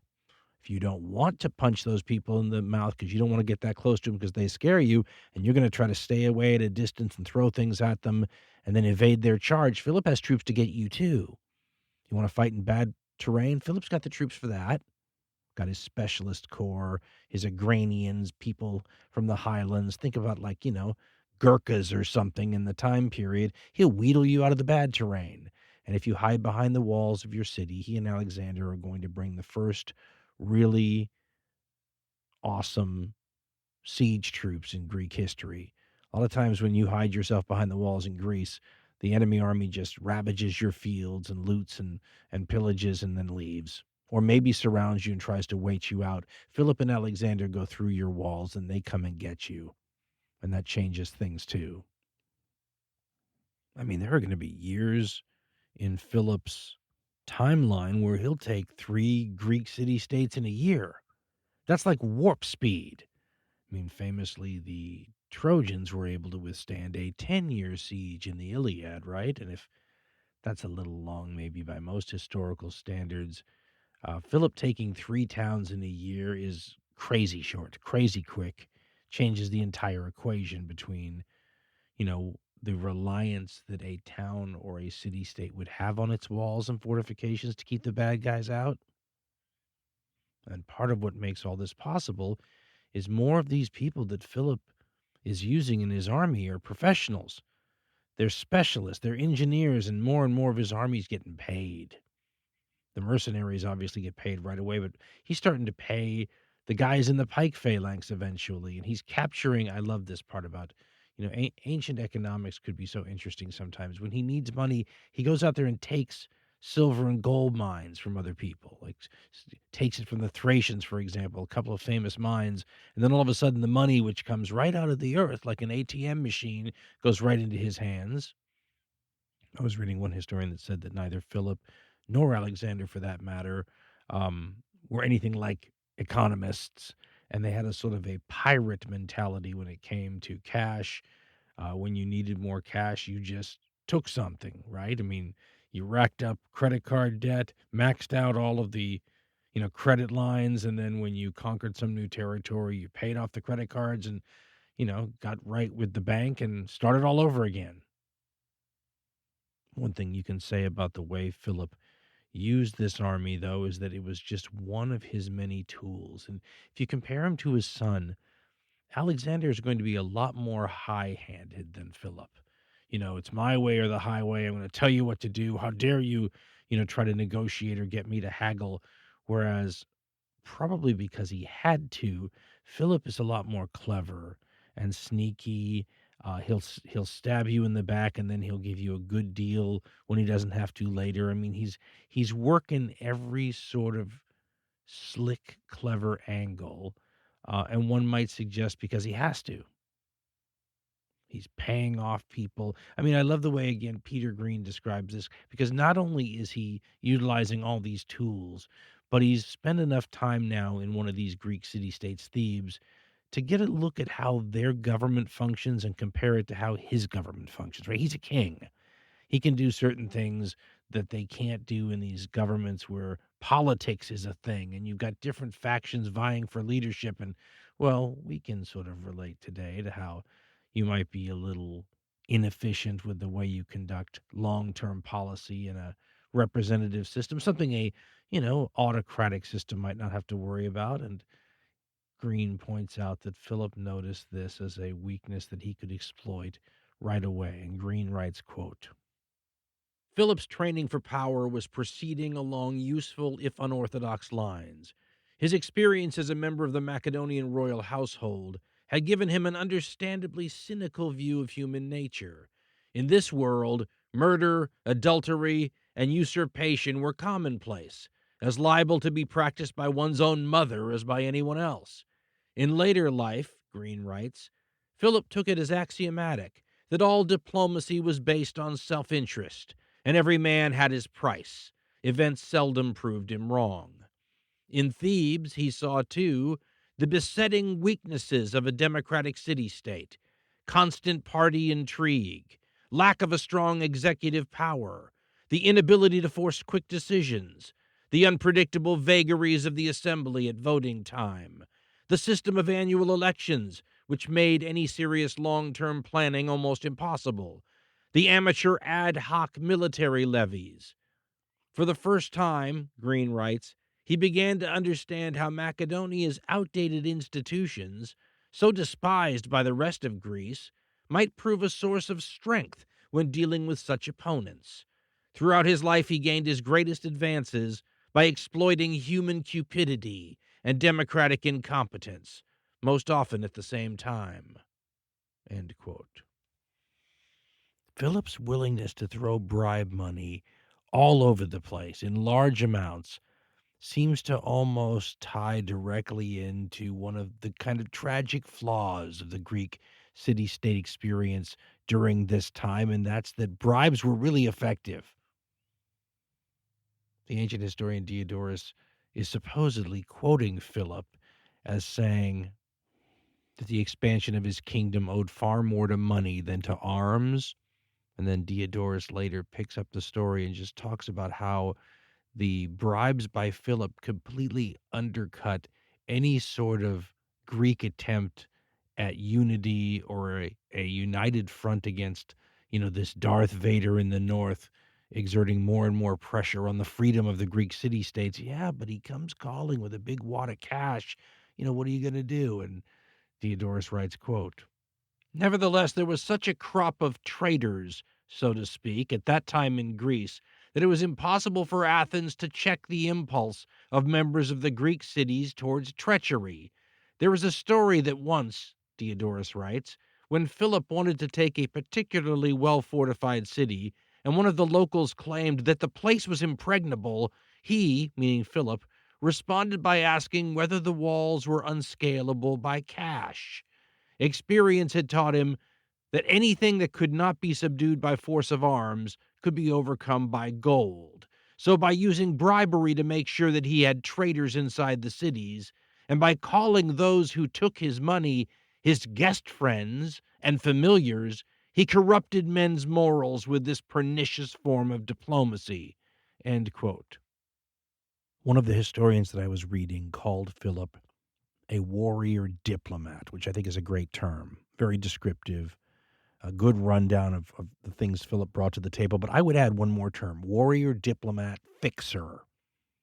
Because in my mind, I envision him showing up to these negotiations and these diplomatic affairs, dressed in full military regalia, armed to the teeth, right?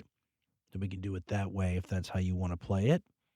But also with a lawyer in tow, right? With a notary public and basically ready to negotiate some deal, right? Sign on the dotted line, my lawyer notarize it, and we're good to go. No one has to die. But if you're just the kind of person that would rather not have anything so obviously signed, sealed, and delivered, just like a briefcase full of cash, well, Philip can do it that way too. What's that old line that Malcolm X is supposed to have uttered, right? By any means necessary. That's how I kind of see Philip II, by any means necessary, going to achieve his goals. The question of what those goals were and how far-sighted Philip was in seeing those outcomes, well, that's a debatable point, right? That's the kind of thing that doesn't come down to us from the sources all these centuries later. There's a couple of ways you could look at it, though. Philip could be a master opportunist. Somebody who seizes unexpected occurrences when they happen and becomes the beneficiary of them. Some unexpected domino tumbles, and Philip's right there, Johnny on the spot to be the one who benefits, and he's got some advantages in that regard. We mentioned already the form of government gives him an advantage, right? These other Greek states have to sit here and debate and have politics come into it, and people try to convince the public to go along with one of them. I mean, Philip doesn't have to do any of that. He just orders it. He's also got a professional military by this time, which means it's basically standing ready to go. Whereas if Thebes decides they want to go somewhere, or Athens does, they've got to get the guys to grab their spears and their armor and their shields and get out to the fields and start to muster the forces. I mean, by the time they get their act together, Philip's moved already. He's occupied the key strategic point. He sees the opportunity, whatever it is. So he's particularly set up to be a beneficiary of opportunism, if that's how it goes.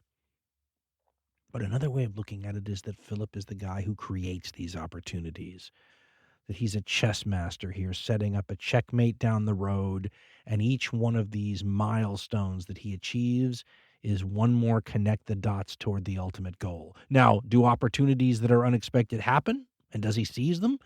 Absolutely. But you can expect to have opportunities develop without knowing explicitly what they are. In this sense, then, Philip is a master strategist, setting up the kinds of an outcome that he wants, and every step of the way pursuing that goal relentlessly. One of the things he obviously does is keep the major powers in Greece from uniting against him. He's had a problem with Athens since he pretty much took over the throne. Athens and Thebes are the key, most powerful Greek city-states. He keeps a close connection to Thebes, right? A sort of an alliance with Thebes, keeps Athens and Thebes from realizing that they have more of an interest in preventing him from gaining any more power and being any more of a threat to them, and keeps them focused on, fighting the Third Sacred War and all these other things. And this is a time period where Greece famously will bleed itself of treasure and human beings in these many wars that they fight with each other, making them all the weaker when the final, Darth Vader versus the Republic conflict happens. And it's very interesting, too, because it depends on how you want to view this thing. But the Greeks portray this entire eventual showdown with Philip as Greek liberty against, someone coming to snuff it out. But at this point in time, the Greeks can't focus on their collective liberty. They're too busy fighting one another, and that's working exactly the way Philip II would have wanted it to, whether he meant to do it that way or whether it just is a happy coincidence. One thing you can say about Philip is that he's out there in the field working tirelessly to make this stuff happen and giving up, the use of major body parts along the way. I mean, he's the ultimate road dog. What did we say? There was 1 year where he wasn't out in the field and he may have been recovering, from some terrible injury inflicted upon him by some enemy. But while he's on the road, in 356 BCE, so a year after he marries Olympius, and maybe only a year or two after he actually takes over as the king of Macedonia, he gets some good news while on the road. Traditionally, three pieces of good news.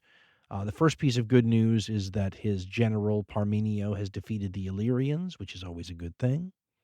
The second piece of good news he supposedly gets at the same time is that his horse has won in the Olympic Games in a competition.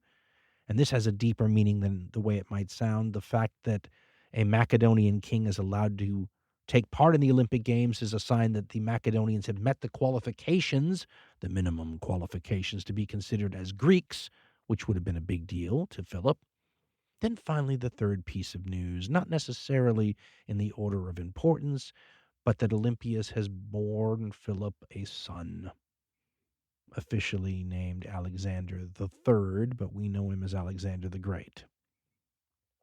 Now, there are some things that have gone on, at least that's what sources hundreds of years later say, that would have clued any, soothsayer or oracle worth their salt that this was going to happen, right? You don't have these great figures born in history without a lot of signs from the heavens, and they're out there according to people like Plutarch. Plutarch says that Olympias has a dream of lightning striking her womb. Philip has a dream that her womb is sealed up with a seal with an imprint of a lion on it. Philip also supposedly, according to Plutarch, looks through a crack in the wall or the equivalent of a keyhole with one eye and spies Olympius cavorting with a god, perhaps in snake form. And then, of course, there's a temple that burns down because supposedly the goddess wasn't there to protect her own temple. She had to be there for Alexander's birth. Here's the way Plutarch, hundreds of years later, writes about this stuff. For example, he talks about the marriage consummation between Philip and Olympius, and then Olympius's dream that happens right afterwards. And Plutarch says, quote, "The night before the consummation of their marriage, she," meaning Olympius, "dreamed that a thunderbolt fell upon her body, which kindled a great fire, whose divided flames dispersed themselves all about and then were extinguished. And Philip," Plutarch writes, sometime after he was married, dreamt that he sealed up his wife's body with a seal, whose impression, as he fancied, was the figure of a lion. Some of the diviners interpreted this as a warning to Philip to look narrowly to his wife. That means watch your wife, man. But Aristander of Telmasus, considering how unusual it was to seal up anything that was empty, assured him the meaning of his dream was that the queen was with child, of a boy, who would one day prove as stout and courageous as a lion. Once, moreover, Plutarch writes, a serpent was found lying by Olympius as she slept, which more than anything else, it is said, abated Philip's passion for her, whether he feared her as an enchantress or thought she had commerce with some god, and so looked on himself as excluded. He was ever after less fond of her conversation. End quote. Commerce with a god means fooling around with a god, and if you know Zeus's history, by the way, he's always fooling around with mortal women. So, if he showed up in snake form or Dionysus did or something like that, well, that's just in keeping with those gods' characters, right? They get around. But apparently Philip saw some of this, according to Plutarch, and you get punished for spying on a god having sex with your wife. I'm just saying, and Plutarch says, quote, Philip, after this vision, sent Chaeron of Megalopolis to consult the oracle of Apollo at Delphi, by which he was commanded to perform sacrifice, and henceforth pay particular honor above all other gods to Ammon, who's also known as Zeus, and was told that he should one day lose that eye with which he presumed to peep through that chink of the door when he saw the god under the form of a serpent in the company of his wife. End quote. Well, he did lose the eye about a year, maybe 2 years later in a siege. So there you go. That's what you get for spying on Zeus or whomever in snake form with your wife. What were you thinking? And then, of course, the story of the Temple of Diana at Ephesus burnt down. And Plutarch says, quote, the temple, he says, took fire and was burnt while its mistress, the goddess, was absent, assisting at the birth of Alexander, and all the eastern soothsayers who happened to be then at Ephesus, looking upon the ruin of this temple to be the forerunners of some other calamity, ran about the town, beating their faces and crying that this day had brought forth something that would prove fatal and destructive to all of Asia. End quote. Famous queens who dream their womb is struck by lightning, which then shoots out of their genitals and catches parts of the room on fire.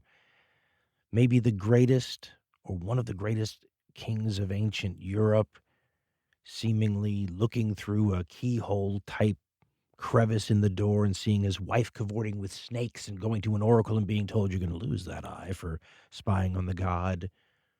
The verifiable fact of the Temple of Artemis, or Diana, as the Romans would have known her, really being destroyed around the time of Alexander's birth, but then human beings being what they are, noticing that there really are no coincidences, and doesn't it just make sense that the only real story that explains how this temple could be burned down, right, the home of a god, as if the god wasn't there, and where the heck would the god be? Well, that's right around the time Alexander was being born. Folks, this is the sort of stuff that those of us who love ancient history, this is what we love about it, right?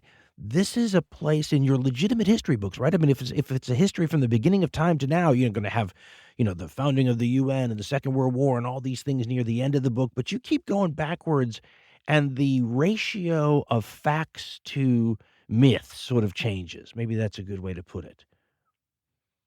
Ancient history is where facts and historical data and archaeological discoveries intersect with things like legend and myth. Maybe the proper word here is lore, right? There is lore in your legitimate history books. The farther back you go, the more of it you get. It's a little like blended wine, right? Where you go and you get, it's 60% Cabernet and it's 40% Merlot. Well, by the time you get to the Second World War, you're probably at 80-20, right? 80% facts, 20%, myth, misinformation, whatever you want to say. The farther back you go in history, the more that ratio changes in lore's favor. And the interesting thing about the lore part is that while it is not true, you can still learn a lot by studying it, can't you? It's like that line that Pierre Briand used. It was a Leo Ferrer quote or whatever, where he said, even if it's not true, you have to believe in ancient history. We used that line before, but it's just so wonderful because in your legitimate history book, right, based on facts and archaeological discoveries and written by historians and experts and PhDs, you're going to have these stories about Alexander if it's a detailed enough book. Are they real or are they stories? At a certain point, it doesn't matter because that is a part of the lore of Alexander, which affects a lot of people later. It's like we say about magic. Magic may not be real, but if people believe it's real and act on it as though it's real, it has real world effects, right? Well, so does this lore stuff. I mean, take two examples. Example number one, when Alexander's dead and gone, his giant empire that we all know, right? It's not a spoiler alert to say he's going to conquer a lot of territory. His generals are going to rip up all that territory and take off huge chunks for themselves and start dynasties where they're the first king and then they have tons of descendants after them. Their claim to legitimacy rests on Alexander, right? And the more Alexander is deified, the more it seems like you have the stamp of approval of the very highest authority that he should have conquered the world and that you should have had your piece of it afterwards, right? So it serves a political purpose, a Machiavellian political purpose of legitimacy and tying yourself, maybe through a degree or two of separation to a deity somewhere. I mean, the closer you are to Alexander, the better it is for you. And the greater Alexander is, ditto. And number 2 point here is that some of this misinformation or some of this legend creation or some of this lore may originally have come from a ground zero level from Alexander himself. Alexander took propagandists and chroniclers and all these kinds of people with him while he did everything he's famous for. And they're not just cataloging what happened, they are putting the most pro-Alexandrian spin on it while doing so. It's propaganda coming from the source. Alexander wasn't just trying, we're going to find out more about this side of him as we go, right? This is a guy playing for the long historical game. Of course, he's concerned about his own time period and how people in the world he's operating in will view, his propaganda. But this is a guy writing his name in a more pronounced, big graffiti form on your history books, and he's concerned about how you're going to see him. He's writing some of this propaganda for you and for me, which is crazy. And the way we get it is like third hand, right? Because if Alexander's pushing this propaganda in his own time and people writing close after his own time use it in their history books, and then the guys we're using from 400 years later, because they're our earliest source, they're using books based on, you follow the chain of data or misinformation. Some of this stuff may extend all the way back to Alexander and the people that worked for him originally. And so the point is that that's how, by studying the lore, which may not even be true and maybe probably isn't true, you still maybe get closer to elements of the truth in an oblique kind of way. I understand why people who love the Second World War and the First World War and the 20th century stuff where there's so many documents to look at and you can compare and contrast different accounts. I can understand why it'd be hard for them to maybe get their mind around this, right? Because they don't have a whole lot of prophecy going on in their story or oracles or, snakes that are really gods, having sex with the wife of historical kings. I get it. You don't like a lot of King Arthur in your, Battle of Okinawa story. But that's precisely what those of us who love ancient history love about it, is that, by the time you get back to Alexander's time, your 60% Cabernet, 40% Merlot split is more like a 60% lore, 40% fact split. And the fact that this Alexander story is so well known and has influenced people ever since, the stories that we can't prove are true and maybe think are false are still stories that have to be included in the legitimate history book, which is crazy. You have to tell the story of the lightning bolt on Alexander's mom. And all this is history. It's crazy because it's lore, right? It's Tolkien-esque. And the reason this matters to where we are in the story right now is because when you look at the few stories you have about Alexander the Great growing up, right, young Alexander, they all sound like part of this lore. Most of it is geared towards showing that, the signs were all there as Alexander grew up that he was going to be this amazing figure. So they're all sort of looking back with prophecy, predicting the future after it happened, that kind of thing. For example, there's the story of Alexander at like 7 years old, talking to the Persian ambassadors that show up in Philip's court, and contrasting, the story contrasts how a normal 7-year-old might question a Persian diplomat, saying things like, tell me about the wealth of the king of Persia, tell me about the great king. And Alexander's asking instead for distances between where they are and the Persian capital. And what is the condition of the roads and the morale of the Persian army? And, at 7 years old, I'm not saying it's impossible. I might have done that, not because I'm Alexander, but because I was goofy at that age, and that's the kind of stuff I'd have wanted to know. Nonetheless, you turn back on it and look at it from, later, and you go, wow, boy, you could just see this Alexander was cut out for greatness, can't you? And a bunch of the stories are kind of like that. And the vast majority of these stories about Alexander's youth come from Plutarch anyway. So you're kind of relying on an almost single source for some of this stuff.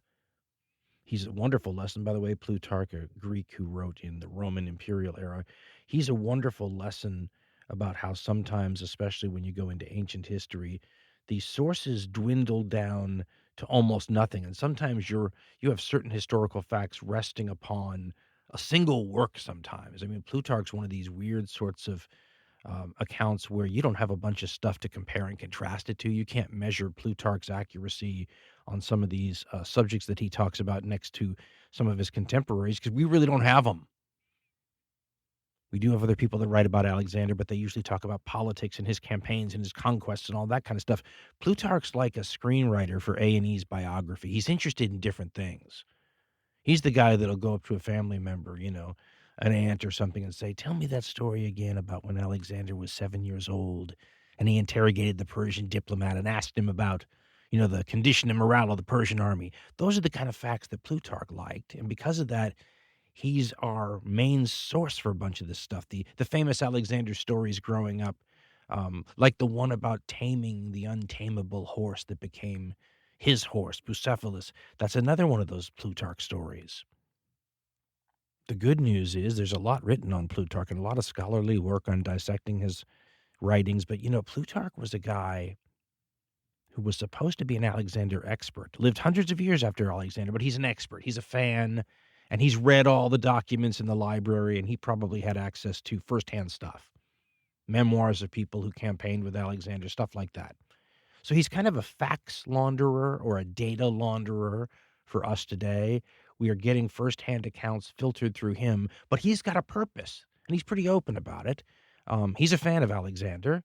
He seems to live, I was reading something about the time period in which he was writing, he seems to live in an era where the Roman attitude toward Alexander, and that attitude changes over time, right? Alexander will be a popular philosopher king type figure in one era, and then a bad guy in another, and it goes back and forth. And Plutarch lives in an era where most Romans are looking at Alexander maybe as not a figure to be emulated, right? An example of some of the downsides of power and corruption and ambition and all that. And Plutarch might have been writing sort of a counterpoint to that. Well, I'm an Alexander expert. Let me highlight some stories from his life that shows you he's not the kind of guy you think he is. And he freely said that he had all these stories to choose from, knowing Alexander as well as he did, and he used them to sort of, paint a picture of a different sort of guy than much of his contemporaries thought of as Alexander. So we're getting maybe a very positive view of the guy. Because Plutarch is one of those rare sources, though, his importance is inordinately exalted, which means his positive view of Alexander often becomes our sort of default starting position as we're assessing the guy. We have a mildly positive view of him starting out, and that's probably due to Plutarch. And some people get, as they say, kissed by Plutarch as a historian's treatment, and some people get screwed. Poor Olympius doesn't come off nicely under the pen of Plutarch. And you can't tell if that's just because she suffers from the way women are often treated in ancient history, not very well, or because Plutarch himself didn't like uppity, powerful women and she was all that, or because she actually was this kind of person. And unlike a bunch of these sort of legendary queen figures, Olympius, you know, veers between the lore and the facts part of history. So there are things that you can say with reasonable certainty that she did. And once you hear about the things that she with reasonable certainty did, well, then nothing's off the table. She'll do those things. She'll do anything she's accused of. And she plays into this story in a way that most women in ancient history don't. Alexander's got two incredible parents. This is where you sort of see Olympius come into the story big, because Philip's gone. What did we say? He's a road dog. He's out, making the family fortune, taking city after city on a campaign every year, coming back a little worse for wear every time, but not a lot of time at home, which means Alexander's with mom and with mom's people. And this is where when I try to immerse myself in the story, I have to remember Alexander's only half Macedonian. And when it really counts is who he's spending his time with as a young man. And this is traditional. I was reading in growing up, when you're Macedonian, when you're a kid, 5, 6, 7, you spend a lot of time around mom. That's normal. But Alexander's mom and the people around her are not Macedonian either. And I love the way that where they're from sort of is seen by the Macedonians. Everybody in all of these neighborhoods, right, has their stereotypes about other regions. The Greeks have their stereotypes about Macedonia. The Greeks and the Macedonians both have their stereotypes about these areas that are now, around the modern nation of Albania, up in that area. And this is where Alexander's mother's kin come from, the Molossians, the descendants of Achilles, supposedly, right? These wild people, sort of witchy, sort of scary. And I was reading some good historians who were pointing out that you can tell how different Alexander is with the way he associates with his mother's side of the family, because normally the society Alexander's a part of really pays attention to the father's bloodline. That's the one that really matters. But Alexander's an exception to this, and it comes up all the time, this Achilles connection, and all these other things. I mean, there's Alexander's connection to his mom's side of the family is unusual. And his relationship to his mom might be too. As we've said before, and we'll say again, Alexander is multitudes. He's been seen so many different ways that, you can pick and choose the various aspects of the story if you want to go into psychologically breaking down this guy's character or anything. For example, there's one tradition of Alexander as sort of the term that they used to use was mama's boy. Outdated, what would you say that's from, like the 1920s or the 1930s? He's a mama's boy. Well, the old line when I was growing up was Alexander a mama's boy? And there's one strand of, idea out there that he kind of was, that he has this weird relationship with his mother, which, as we says, we know something about, because she's going to be a powerful person. And after Alexander's off conquering the world, he's writing letters back and forth, and she's a player in the power structure of Macedonia, often sort of in a tug of war with murderous, experienced professional generals. I mean, she's a fabulously interesting person, and you can tell she has one of these personalities that just, she's a very strong person. She won't be denied. She's not going to stay in the background. She's going to be proactive in some cases, and this is the part of the story where, Philip is obviously this august person. He's doing all these historical things. You don't even have to be told that he must have been this interesting, intense human being. But this is the part of the Alexander story where you get to see the contribution of his mother to the whole genetic makeup here. She is herself an intense, interesting person. And under Plutarch's pen, malevolent, interesting person. Very dangerous. I mean, the internal family structure of the Macedonian royal family, we said earlier, there's a mafia-style feel to some of this, and a survival of the fittest sort of feel to it. And Philip has all these wives, right? And what did we say? Olympius is 3rd, 4th, or 5th. Depends on what you read. She's in the middle there, one of those wives, which means there are more. I mean, calling it sister wives probably makes it sound more Mormon than it really was. But what do you describe the intense relationship, both competition and otherwise, that all these wives are going to have with each other, right? They're all married to the same guy. They're all capable of producing an heir to that guy. And then your heir will be in competition with the heir of one of your, fellow wives. I mean, it's a absolute hornet's nest of danger for all these people. And normally you would think to yourself, okay, Alexander, if you look at his life during this time period, is already being set up to be Philip's successor. I mean, the wheels are already greased. He's ready to go. And you're looking and you're going, well, wait a minute, that doesn't seem very Macedonian. Where's the, alternative candidates to the throne? Where's the threat of assassination or rebellion or, civil war? How come Alexander's so obviously chosen to be the successor here? Why is he the prince in waiting? Well, it's a good question, and it involves Olympius a little bit, maybe. Alexander has a brother, round about his own age, maybe a little older, known to history as Aridaeus, sometimes called Philip Aridaeus. You would think that this figure would provide a threat, a competitor to Alexander, someone else who might be eligible to take over from Philip after Philip's gone someday, right? The next king. Aridaeus is the son of a different one of Philip II's wives. And interestingly enough, according to Plutarch, she is another magical wife. Philip seemed to have a thing for magical women. And Olympius is just one of the magical women he married. He's either marrying magical women or like Amazons from Wonder Woman. These women who fight with sword and spear. So those are his types. If he has a type, he either wants you to be an enchantress or, an Amazon. In this case, Aridaeus' mother is another one of these enchantresses, we're told, and she's using her defensive spells to try to protect Aridaeus from Olympius. But it seems like Olympius gets him anyway, because there's something wrong with Philip Aridaeus. He's not a genetic competitor against Alexander as a potential candidate for the throne, because he clearly isn't up to that kind of job. Something's wrong with Philip Aridaeus.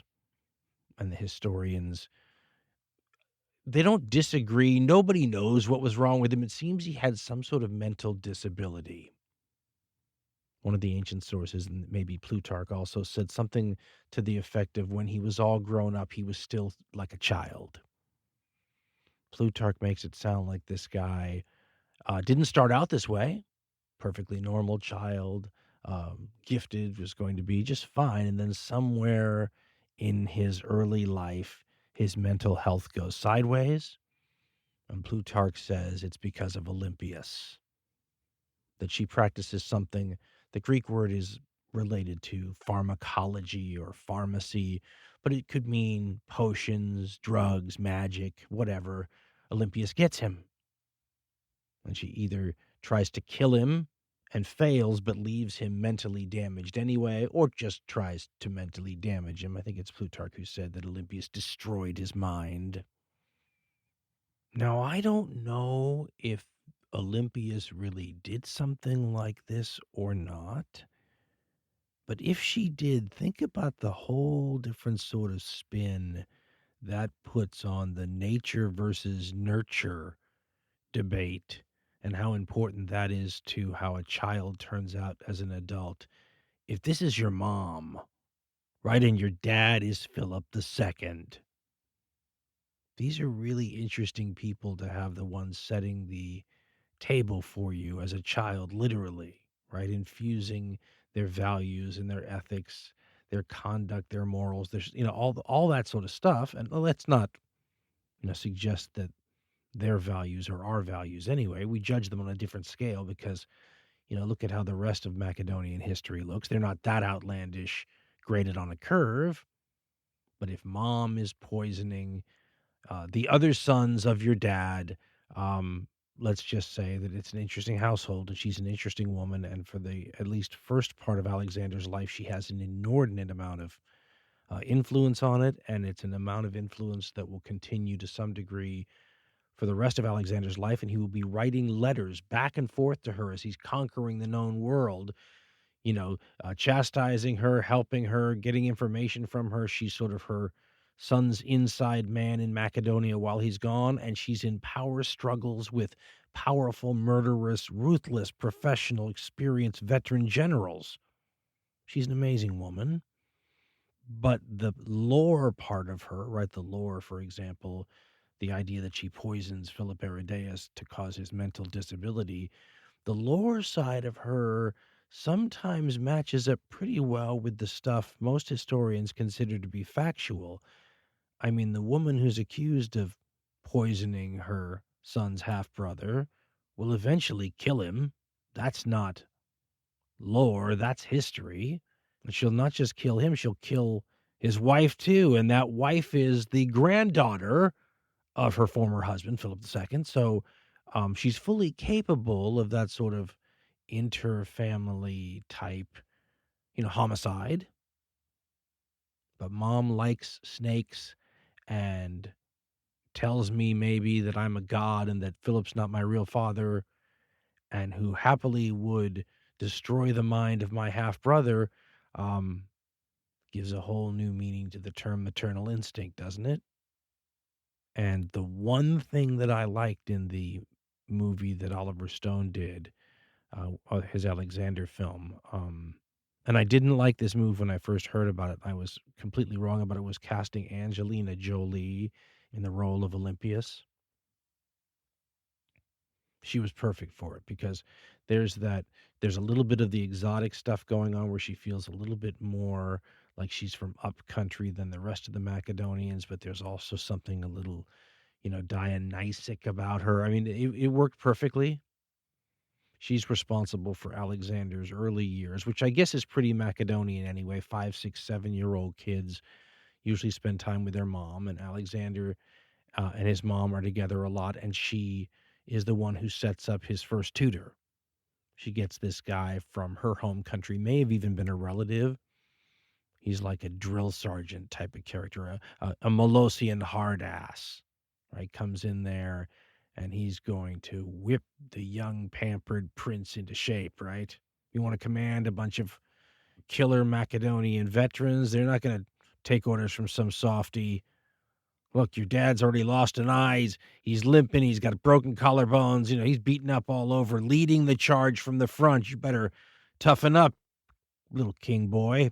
And so the first guy, traditionally, Alexander talks about, how he would search his luggage to see if his mom had hidden any little dainties or luxuries for him, deny him food, march him all night, then march him the next day. I mean, sort of toughen up his body.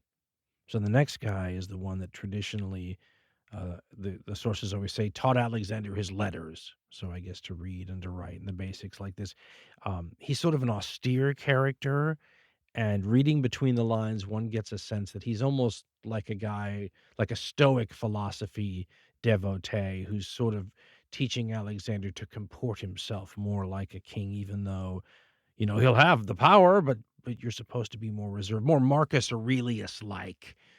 If you thought about a later example, if you're going to be a king, and he's involved in the famous story where Alexander as a kid is supposed to go up to the altar where you throw the expensive incense on the fire as a sacrifice to the god, and young Alexander in front of this teacher is supposed to grab 2 giant handfuls of incense. And the teacher, again, this is one of those stories, right? One of those examples of showing that we knew Alexander was going to be something special when, and he throws these big handfuls of incense on the fire, and the teacher admonishes him and says something to the effect of, listen, that's expensive stuff. When you're the one earning the money and buying the incense, you can throw as big handfuls as you want, but till then, take it easy. And in one of the aspects that's kind of fun in some of these stories is there's the before and after, the you knew me when version of this story, where after Alexander's made good and he's out conquering the world, he sends back to this professor, showing that he didn't forget that incident, caravans, tons of the expensive incense back to him, with a notation not to be parsimonious, meaning, don't be selfish when you're offering sacrifices to the gods. There's almost like that little idea of, hey, if you'd have been the one throwing the big handfuls to the gods, maybe they would have favored you and you'd be here instead of me, right? A sort of a remember me before I was great. Well, how do you like me now? Have some incense. And then there's famously the third teacher of Alexander, And this is a rock star himself. Alexander is a rock star tutor. It's before his heights of rock stardom in the world of philosophy. He's sort of an up-and-comer when Philip II entices him to come up and teach his son, and a small group of friends, several of whom turn out to be kings. Interesting class. How do you pick the valedictorian of that small group of people? But the tutor that Philip II manages to convince to come up to the cultural backwater that is Macedonia, though he's trying to spruce it up intellectually, is Aristotle, famously of the school of Plato, right? A student of Plato who was a student of Socrates. And that's, now you're getting to the fountainheads of Western philosophical traditional thought, right? This is like almost like secret knowledge. It's there's an element to the teaching of philosophy in this period that has a Raiders of the Lost Ark kind of feel to it, like hidden knowledge, like stuff no one knows. And that's one of the things that Aristotle's supposed to bring to the table here. But the deal, and this is again from the sources, that Philip II offers to Aristotle to get Aristotle to come up to Macedonia is literally one of those deals only a king could give you, and that it would probably be foolish to say no to. But in addition to money and all the other things, Philip II promises to Aristotle that if you come up and teach my son for a few years, I will restore, rebuild, and repopulate your home city because it had been destroyed. That's a heck of an offer to make. A little bit of pressure maybe from the neighbors to, maybe get this deal done. We'd love to have our city rebuilt. Now, the twisty part of the whole offer, though, is that the guy who destroyed the city in the first place was Philip II. So he's basically saying, I know I destroyed your city, but come work for me and I'll rebuild it and repopulate it. That's just a side benefit. I'll pay you to, and, all kinds of good things. But, hard to say no to a king anyway. So Aristotle famously goes up to Macedonia, holds these classes for several years between Alexander and a couple of his friends. And like I said, it's a distinguished group of guys. There is a suggestion that one of the group in the class wrote something about it, like on the education of Alexander, that would have been in all your fine ancient libraries, and that some of our sources may have been able to read. So maybe one degree of separation from, class stories with Alexander in high school. But when we look at the subjects Alexander supposedly learned, this is where you start to get to this side of Alexander that differentiates him from your average run-of-the-mill, drunken, mass homicidal killer. Because there's a lot of conquerors in history, but there aren't a lot of conquerors in history with as much education in some of the key foundational academic disciplines that most college curricula 50 or 60 years ago would have considered mandatory. I mean, we are told that he is learning ethics, mathematics, literature, medicine, biology, politics, philosophy, zoology, rhetoric, and some secret knowledge. The secret knowledge, by the way, is something we know about because it was written about in Plutarch, where he publishes what he basically says is a letter from Alexander to Aristotle later in life, when Alexander's conquering the world and is made good, and when Aristotle's a philosophical rock star and apparently is publishing his work, right? So you can buy it, but he's including in the publishing of his work the secret stuff, right? The hidden Shaolin priest secret Raiders of the Lost Ark knowledge that gives you an advantage over other men if you know it and they don't. Because that's kind of how Alexander describes it in this nasty letter to his former tutor, saying, if you're giving away this kind of information, how am I supposed to have any advantage over other men?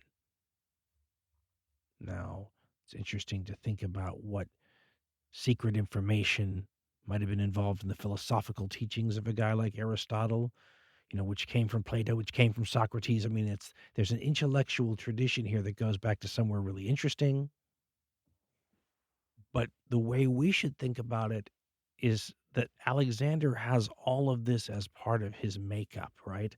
all of this philosophical and educational learning and culture, could recite the Iliad and the plays of the Greek playwrights, often sort of by memory, by heart. I mean, this is an interesting kind of guy, and there's a whole tradition out there, and Plutarch is probably fairly put into it, of Alexander as kind of a philosopher king, as we said earlier, or even more interesting, a philosopher in action. And that's how he's sort of portrayed sometimes, as a guy who the philosophers of ancient Greece in this great time period where you have all these interesting people, the Socrateses and the Platos and the Aristotles and all those guys, that they're creating these ideas through debate and writing and reflection and argument and all this.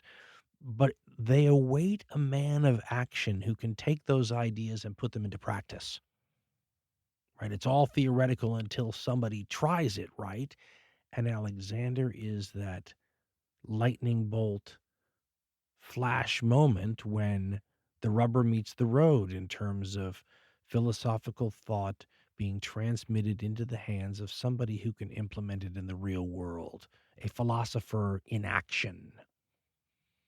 And for people that would love to see a more rational, more intelligently run, more deeply thoughtful world, that is almost addictive to think about that happening.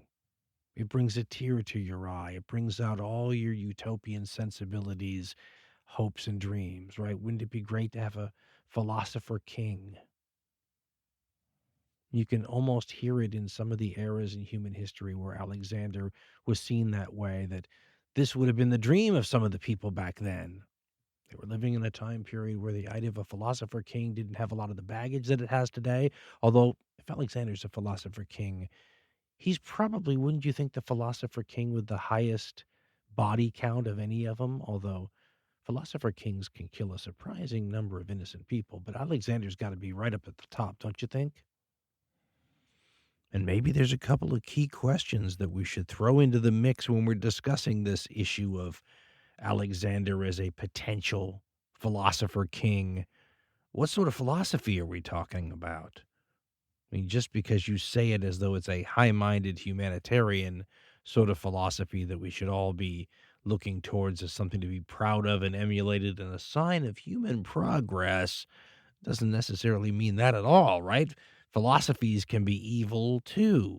So maybe he's pushing an evil philosophy. If we substituted a more modern word, ideology, well, we wouldn't have any problem, would we, assuming that it might be something negative?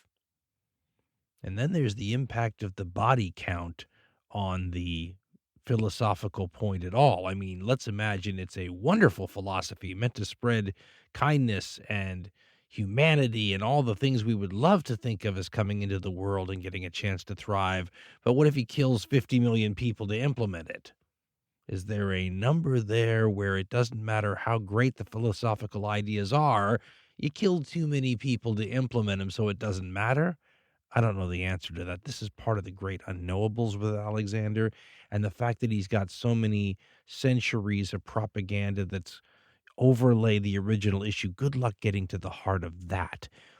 But that begs the question, what can we get to the heart of? Is there anything you can know about something that long ago, so clouded by intervening, evidence and information with so many people who've had so many axes to grind over the eras? Can we get to any facts at all? Well, maybe. I mean, one of the questions I've asked before is, what if Alexander the Great had a podcast, trying to imagine how wonderful it's going to be for all those historians 500 years from now, delving into our time period, and the fact that they're going to have all these podcasts and blogs and Instagram accounts and everything that they can mine and look at, maybe more info than they want, right? Be careful. If you wish for more needles in a haystack, be careful, because you could end up with what we have now, haystacks and needles everywhere for future historians. But just give me one podcast with Alexander the Great in it, right? His podcast. And I'm going to learn so much. The first thing that's going to be obvious, though, is we're going to know what the guy looked like. And wouldn't that be a heck of a question to answer? But the descriptions are actually more consistent than anything you're going to get about his philosophical viewpoints. The way historians, by the way, come up with these descriptions is they will read the various sources and pick out any little thing that seems to refer to his appearance. And there'll be little clues here or there, as opposed to somebody describing him, with 5 or 6 adjectives in a row. You'll find out little tidbits of things that will allow you to assemble a picture. So, for example, one of the tidbits that's often used is at one point in his career, Alexander will capture the throne of his adversary, and he'll sit on the throne, and his feet won't touch the ground, right? It's remarked upon that he's too short to be sitting in the seat, so they bring him like a footstool. But you start to add up the height references, and you come up with a person who seems to be a little bit shorter than normal, which brings up another question, of course, which is, what is normal for this place and this time? We've mentioned that it's almost certain that Alexander's father's tomb has been found, and that his partially cremated remains measured somewhere between like 5'6" and 5'8" tall. So does that mean that's an average height for a Macedonian? In which case Alexander might be a little smaller than that? Or is Philip himself a shorter than normal Macedonian? In which case 5'6", 5'7" could be Alexander's height too. I looked up the skeleton measurements from this area in this time period. I wasn't able to find Macedonia, but I found Greece. And in standard Greece, this appears to be a standard height, right? So Philip would be around the average height of a Greek male. So what does that put Alexander at? Well, here's Peter Green's description from around 1970, and I find it hard to improve on that. I will say that the blonde hair question is an open one, because Green says that he has blonde hair. He has the color of a lion's mane, and if you've looked at a lion's mane, there's a number of different colors in your average lion's mane. Some of them are more blonde, but a bunch of them are sort of a darker color with like golden highlights, and you'll still see that color hair all over northern Greece and Albania and those areas today, maybe even with a little bit of like a red-orange tone thrown in. You add campaigning in the sun all the time, and you're going to get a certain look. So here's the way Green describes Alexander as the composite of all the various appearance throwaway lines that are in the sources. Also, notice, you remember there was a Kim Carnes song once, she's got Betty Davis eyes. Well, Alexander's got like Ziggy Stardust eyes. Listen to this description. Quote, Alexander had grown into a boy of rather below average height, but very muscular and compact of body. He was already, like his hero Achilles, a remarkably fast runner. His hair, blonde and tousled, is traditionally said to have resembled a lion's mane, and he had that high complexion which fair-skinned people so often display. His eyes were odd, one being gray-blue, the other dark brown. His teeth were sharply pointed, like little pegs, says the Alexander Romance, an uncharacteristically realistic touch, Green writes, which carries instant conviction. He had a somewhat high-pitched voice, which tended to harshness when he was excited. His gait was fast and nervous, a habit he had picked up from the drill sergeant from Molosia is the name of the person, and he carried his head bent slightly upwards and to the left, whether because of some physical defect or through mere affectation cannot now be determined. He says there is something almost girlish about his earliest portraits, a hint of leashed hysteria behind the melting charm. End quote. The mention about Alexander's voice being higher than one would expect is not uncommon with great generals, actually. Same is true, for example, of General George Patton. You want him to sound like George C. Scott in the movie Patton, but that's not what he sounds like. Higher than normal voice, higher than what you would expect.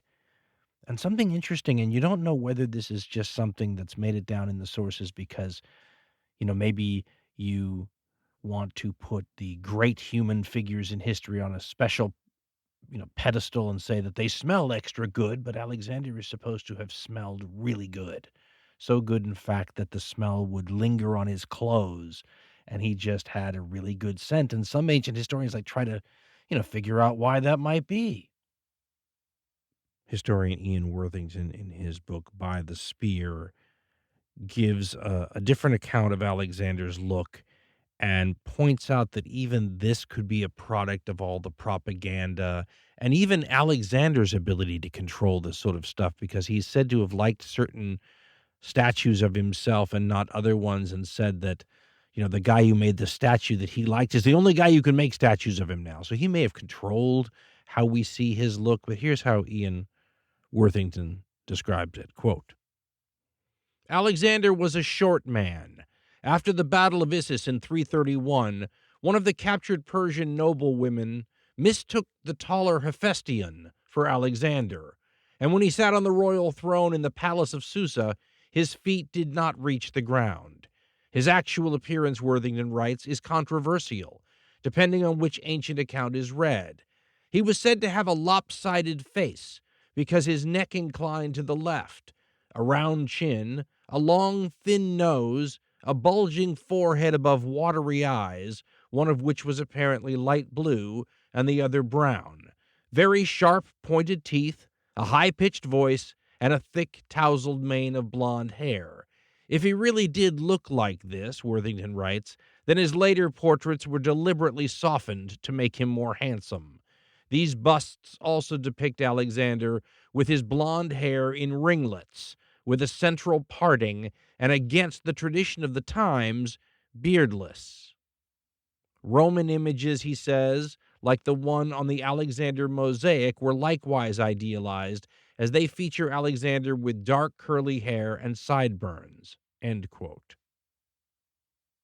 The sources say that Alexander was strong, that he was athletic, that he was a very good fighter and horseman, and a very fast runner.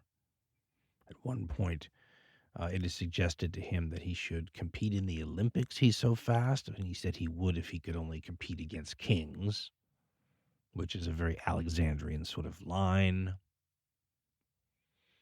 There's a couple of things we can infer and that we can know about this guy. The first thing is we know he's young, and it's an obvious thing to say, but we have to remember this is like Bob Dylan's forever young concept here. This is a guy who's never going to get old.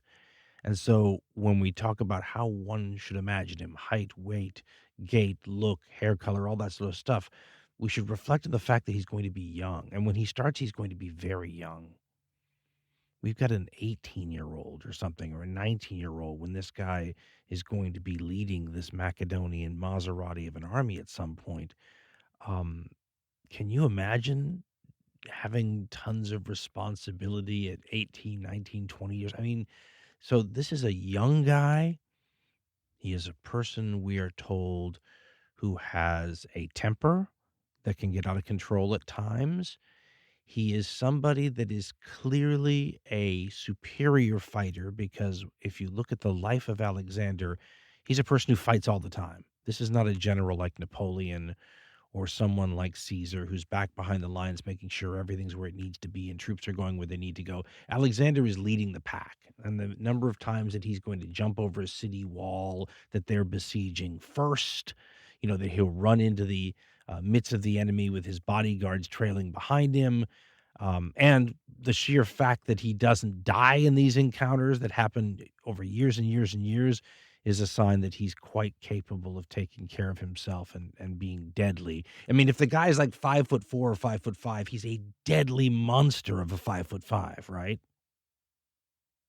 We're told that his education basically stops when he's 16 years old because his dad makes him regent while his dad is out road dogging. Right? His dad's still got to do what his dad's got to do, right? Making the family fortune, conquering new territories, besieging cities, becoming more and more powerful. But, it takes time, and Philip is continually hurt. He gets hurt again in another campaign in the not-too-distant future so badly he'll never be able to walk without a limp again. But he leaves, and this time at 16 years old, he leaves Alexander in charge, round about 340 BCE.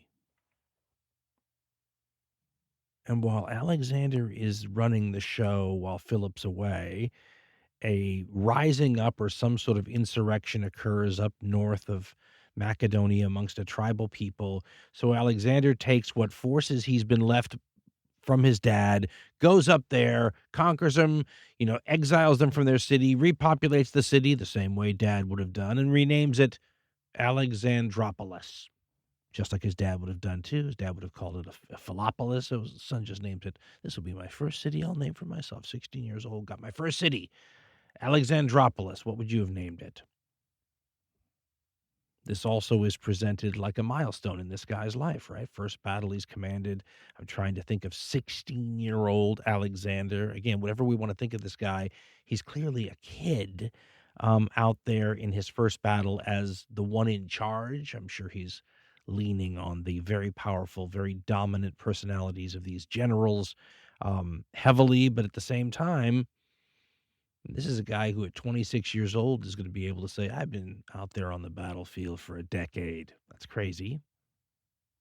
But after Alexander has a chance to be a regent for a little while for his dad while he's away and command some troops and have a little agency in terms of command, it sort of marks the end of his formal education in this period in his life where he's sort of his dad's right-hand man, where he's working for Pop in the family business, learning the ropes. And so his fortunes sort of dovetail with his dad's for a while, and this is an interesting period in his dad's career. First of all, there's an undercurrent of public opinion, maybe you could say, out there during this time period that it's difficult to divorce from the fact that we know what's going to happen. So it's tough to put maybe this sort of information in its proper perspective. But there is an undercurrent, maybe starting around 345, 346, when Alexander only would have been 10 or 11 years old, of maybe his dad being seen as the guy who's going to stop all this terrible warfare of Greeks killing Greeks and unite the Greeks together in a crusade against Greece's historical enemy, is the way that this was portrayed, the Persian Empire. Right, who invaded Greece 150 or so years before and is still awaiting payback for that. And so if we could only stop fighting and killing each other and draining the treasuries of rival city-states, we could unite and go take the treasuries of this historically super uber wealthy empire, and they can be our slaves and everything will be better. Probably 345, 346, there's a famous philosopher who issues sort of a public plea to Philip to be the guy who does this. And he'd already chosen a couple people before Philip in the time period where those people looked to be like the great unifier. But once Philip starts to really assert himself in that role, if you were going to see a person who might unify Greece through force and violence in the middle 340s, Philip is your guy. The reason that this undercurrent of discussion about Philip leading a crusade against Persia matters is because when Philip is no longer with us, it's going to be this desire, this goal, this outcome that his son will adopt as his own. That is, again, assuming that Philip hadn't had this idea himself already, didn't need some Athenian or some philosopher giving it to him. Maybe he thought to himself, I'll take Persia. Let me just, make sure I don't have any hostile Greek cities in my rear when I do, which is what's going on around the time Alexander first gets to command troops, right? He's about 16 years old. Philip's upcoming face-off with the powers that be in Greece is starting to sort of crystallize and shape up. Philip's big enemy has always been Athens, and even when they're at peace, it's kind of a Cold War kind of peace. I mean, I think it was Demosthenes, the Athenian orator, who was always sort of anti-Philip, that said that even when Athens wasn't at war with Philip, Philip was still at war with Athens, implying that there's always a jockeying for, a maneuvering for advantage here until the next hot war starts. But Philip has been controlling the whole situation in Greece for some time now by having the Thebans, right, the other great city-state that are historically the anti-Athenian city-state during this time period, having the Thebans as his allies, right? So you sort of checkmate the Athenians in that situation. What changes that leads to a showdown is the position of Thebes. they start to see Philip as a threat too. And what we should recall here, and it's partly what makes Greek politics so difficult to follow, but also at the same time so vulnerable to a king operating in a system with one person making all the decisions. You can see how that affects these city-states where public opinion is divided. Athens has a pro-Macedonian camp and an anti-Macedonian camp, and so does Thebes. And Philip can work angles like that. One of the reasons he's getting the Thebans angry with him and the Athenians are already mad at him is he's funding division in Greece, right? He's deliberately trying to create disunity and hostility among the major powers, and he's devoting a lot of his money to that cause. I mean, if there are Russian troll farms now trying to get people in the West to hate each other by instigating, online combat and all that sort of stuff to make us a more divided society, that might be an imitation of what Philip's been doing in Greece, and you could understand why the Greek city-states might take offense after a while, right? It's in his interest to keep Greece destabilized, and, well, it's not so fun to live in a destabilized place. Demosthenes and the Athenians will always portray this as a war for Greek liberty when they're dealing with Philip, and Philip is the empire and the Athenians and friends, because that's maybe how the Athenians would see them. It's the Athenians and all these other people, our supporters, even if they're major city-states. The Athenians cast themselves in the role of the plucky, beleaguered republic, right? Fighting to maintain the old ways, the tradition, the greatness of Athens traditionally, and of course, the status quo. And guys like Demosthenes, who's considered to be one of the greatest orators in world history, lets this fear and warning about Philip to overcome his entire career, I think for like 10 years straight. All he's writing about is the danger of Philip. We need to do something before Philip gets us, that kind of thing. In his third Philippic, which is usually considered his best, in 341 BCE. So that would be when Alexander is, the year before Alexander takes over for that regency. Demosthenes, again, warns about Philip. And these are long tracts if you read them. But if you take pieces of it out, you can see the Churchillian comparisons come pretty easily, right? Where Winston Churchill's warning about the Nazis for all this time before they finally take over. And then he's brought to lead, against the foe that he saw before anyone else. Well, Demosthenes isn't looking to lead, but he's certainly looking to warn the Athenians that their freedom is at stake. And it's really interesting the way they define freedom, and a lot of modern historians pick up on this too. The Greeks want the freedom to basically fight each other. We would today say they want the freedom to make their own foreign policy, knowing full well that a large part of what they think of as their foreign policy is the struggle for hegemony against other Greek states, right? The freedom to fight our adversaries in Greece, and that's what Philip, if he takes over, is going to take away. One of the things that Demosthenes points out, hey, you want to be able to control your own foreign policy? Better not let Philip get in charge. And so at one point, the third Philippic, he has this, I looked at this paragraph or two, and I pulled it up from the web, and it doesn't say who translated it, so 1,000 apologies if that person's still alive today. But from about the middle of the piece, or 2/3 of the way through, he kind of gets to this moment where he's blaming the Athenians for all this, that they don't want to put forward the effort and the money and the demands on their own precious time that it would take away from whatever it is they want to do to stop Philip, and yet they're going to pay a price for this. They're not the men that their grandparents and great-grandparents were, because they would have done what needed to be done, whereas you're more concerned about looking out for number one. And he says, quote, "So it is, men of Athens, with us. While we're still safe with our great city, our vast resources, our noble name, what are we to do?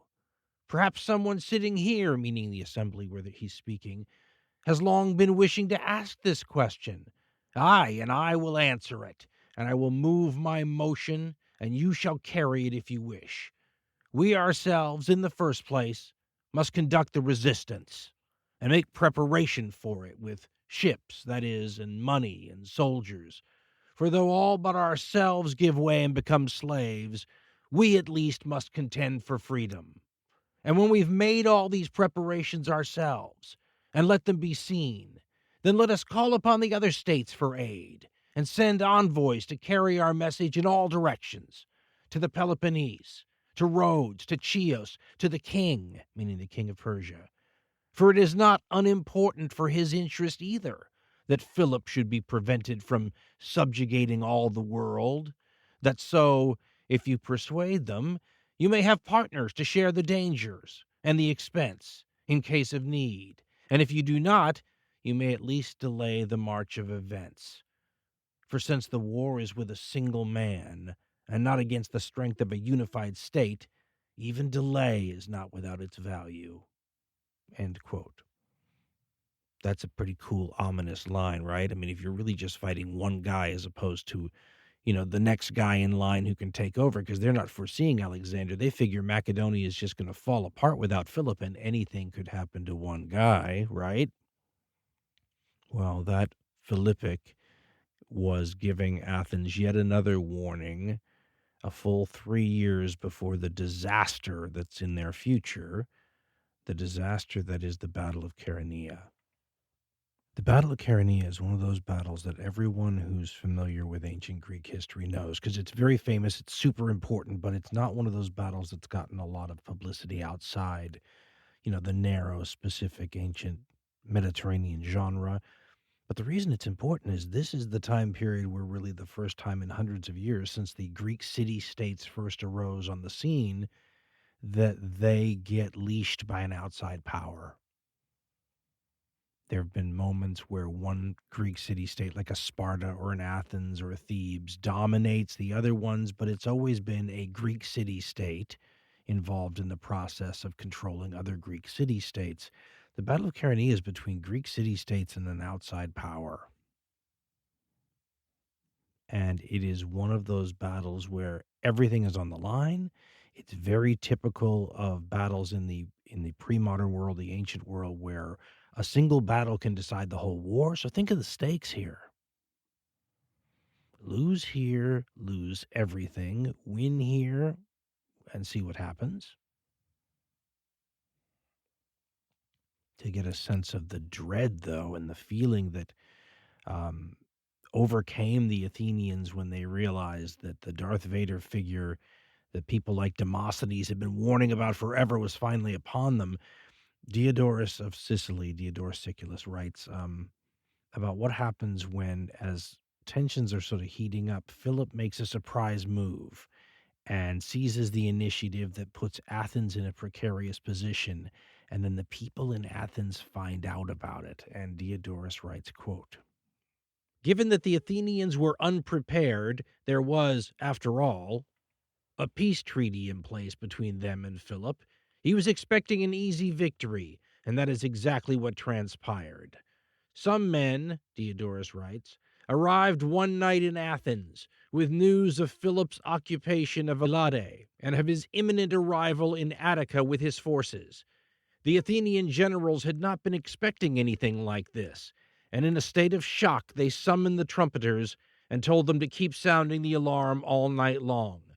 By the time word had spread to every household, the city was alert with fear, and the first thing in the morning the entire population converged on the theater, without waiting for the customary proclamation by the archons.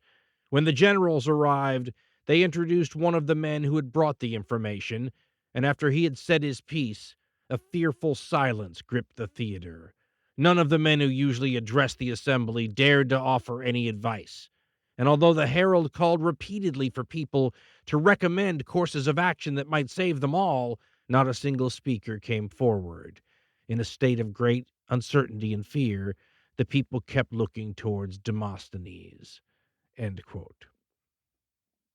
So Demosthenes says we got to get Thebes working with us. Thebes and Athens join forces, raise their militaries, rush to this Chaeronea site in the area around Thebes, Boeotia, that area. And they get to have it out for all the marbles with this amazing figure of a man who is commanding an army now that we should pay attention to is not the same army of 20 years ago or almost 20 years ago. By the time Chaeronea happens in 338, this reform of the Macedonian army that Philip started to pursue when he took over as king, it's been going on like 18, 19 years, and this army's been fighting continually. And he's been adding new elements and innovations and applying learned lessons from battlefield encounters into reforms. I mean, this is an army now that is terrifying, especially to these armies like the Thebans and the Athenians, who are going to raise these militia armies that have generally a small core. Like in the Theban army, they have the Theban Sacred Band, professionals, but there's 300 of them. It's nothing. And then maybe they hire some mercenaries too to help, because there's a lot of mercenaries running around. But a lot of these troops are guys, as we said earlier, who, put on the armor and grab the traditional family weaponry and show up there as the militia to do battle with a bunch of professionals. Then you add the command factor.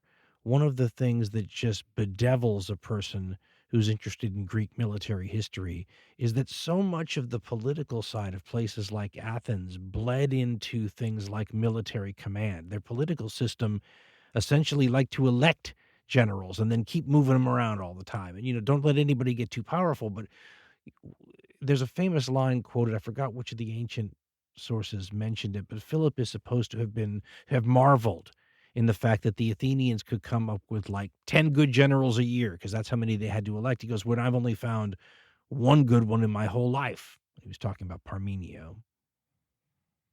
But when you add the fact that they're going to have a professional army facing an army that has a lot of people who are not professionals in it, you're going to have them commanded by people with tons of experience. The Macedonian corps of generals reminds one of like the guys around Napoleon, all of his great general staff people. Alexander's got a similar thing. And in this era, Philip's got him with him, and they're going to survive him, and they're going to help Alexander. This is sort of the hidden part of the Alexander Maserati secret weapon here, is the fact that these generals provide a ton of institutional memory. And they're all very good. And a bunch of them will actually, as we said earlier, go on to found dynasties where tons of their descendants will rule for centuries. So these are very august people. And they're contrasted with people who are, as we said, elected political. I mean, that's a washout too, right? And when we talk about these professional versus militia armies, or these armies that fight all the time versus the kind that only get called up, once a decade. Athens hasn't done a lot of fighting with their citizen militia in a while, use a lot of mercenaries, but according to the sources, Athens raises its age where they want you to show up at the battlefield to 50 years old for this battle. I'm going to say that shows a level of concern that's rather desperate. If you're pulling the 50-year-olds out to the battlefield to face, the young killers in the Macedonian army, that's a little scary. And here's the thing, scarier in the ancient world than now. I mean, if you told me that we were going to put together a Volkssturm of 50-year-old plus guys, but you were going to arm them with high-powered rifles or something and send them out there to do something, that's a force that can do something. Maybe one could argue that some of the predominantly bow-armed armies in the world, I mean, the Persians use a lot of bow, for example. Maybe those people could get out there and fight at 50 and be effective. But both the Greeks in this period and the Macedonians, they get at you. I mean, it's physical. There's going to be, close-range stabbing and fighting and wrestling and martial arts and the whole thing. Both sides go into this battle expecting that. And when that's the case, while a lot of the ancient sources talk about the value of having the older guys in the unit, right, having them in the phalanx, they're a steadying force, they're veterans, they know how this stuff goes, they've got, actual experience they can draw on to calm the young folks and whatever. But at certain points in this battle, again, the sourcing for this battle is going to make it really tough to piece together, although that hasn't stopped generations of people from trying. But there are accounts where it suggests that it was a very long, drawn-out battle, and that this was totally to the advantage of the Macedonians, because even if a bunch of older guys, and we should think of mixed units. There's going to be younger guys too. But even if a bunch of older guys can still manage to bring it like they used to for a certain period of time, if the battle goes on a long time, this is a physical fitness war at a certain point. And some of these 50-year-old, 49-year-old guys are going to tap out after a while. And if only one side's using 49 or 50-year-old guys, well, okay, I see a problem potentially right there. There's a great line from the 1950s movie about Alexander the Great, starring Richard Burton as Alexander. And I tried to find the line in my history books, figuring that the screenwriters lifted it from one of the classical sources. I couldn't find it. That doesn't mean it's not there. But maybe the scriptwriters wrote it. It's fantastic, though. Spoiler alert, it has Philip after the Battle of Chaeronea, after he's defeated the Athenians, and he's walking around Athens amongst these defeated Athenians, past all the fantastic classical statues that all look like Olympians, right, with the fantastic musculature. They look like perfect human specimens. And in the movie, the actor playing Philip looks at the defeated Athenians, motions to the statues, and says, "Where were all these physiques at Chaeronea?" Now, let's talk a little about the battle, though, in terms of what we know. Such an important battle, you'd think we'd know more, and you can pick up a bunch of history books and feel like you know quite a bit unless you compare them to each other. That's when you realize, wait a minute, these guys have completely different takes on this battle. What's more, they've been arguing about some of the key points that are, well, still argued about for more than 100 years. Hans Del Brooks got it in his book, and I love the way he actually breaks down one of these central questions about the battle, just as relevant today, by the way. But the main source is Diodorus Siculus. He's writing it more in an adventure sort of tone as opposed to giving us a sense of, okay, tell me where all the units were. Let me get an idea of the terrain, that sort of thing. Ian Worthington, in his book By the Spear, sort of sets up a best guess at the numbers. In ancient history, battlefield numbers and army strengths is something, well, you shouldn't take it with a grain of salt. You should take it with a whole big old barrel of salt. But, sometimes even if it's not true, you must believe in ancient history, right? Here's how Ian Worthington sort of sets the stage for this pivotal, one of the most important battles in the history of ancient Greece, Battle of Chaeronea in 338. Quote, "The Greek coalition troops numbered 30,000 infantry and 3,800 cavalry, and were commanded by the Athenian generals Carus, Lysicles, and Stratocles, and the Theban general Theogenes. Boeotia provided 12,000 hoplites, including the elite sacred band, and the Athenians 6,000 citizen soldiers to age 50, and 2,000 mercenaries. Demosthenes, who had the phrase, 'good luck,' which sounds a little sarcastic, I've read also 'good fortune,' emblazoned in gold letters on his shield, was one of the infantrymen in the Athenian contingent.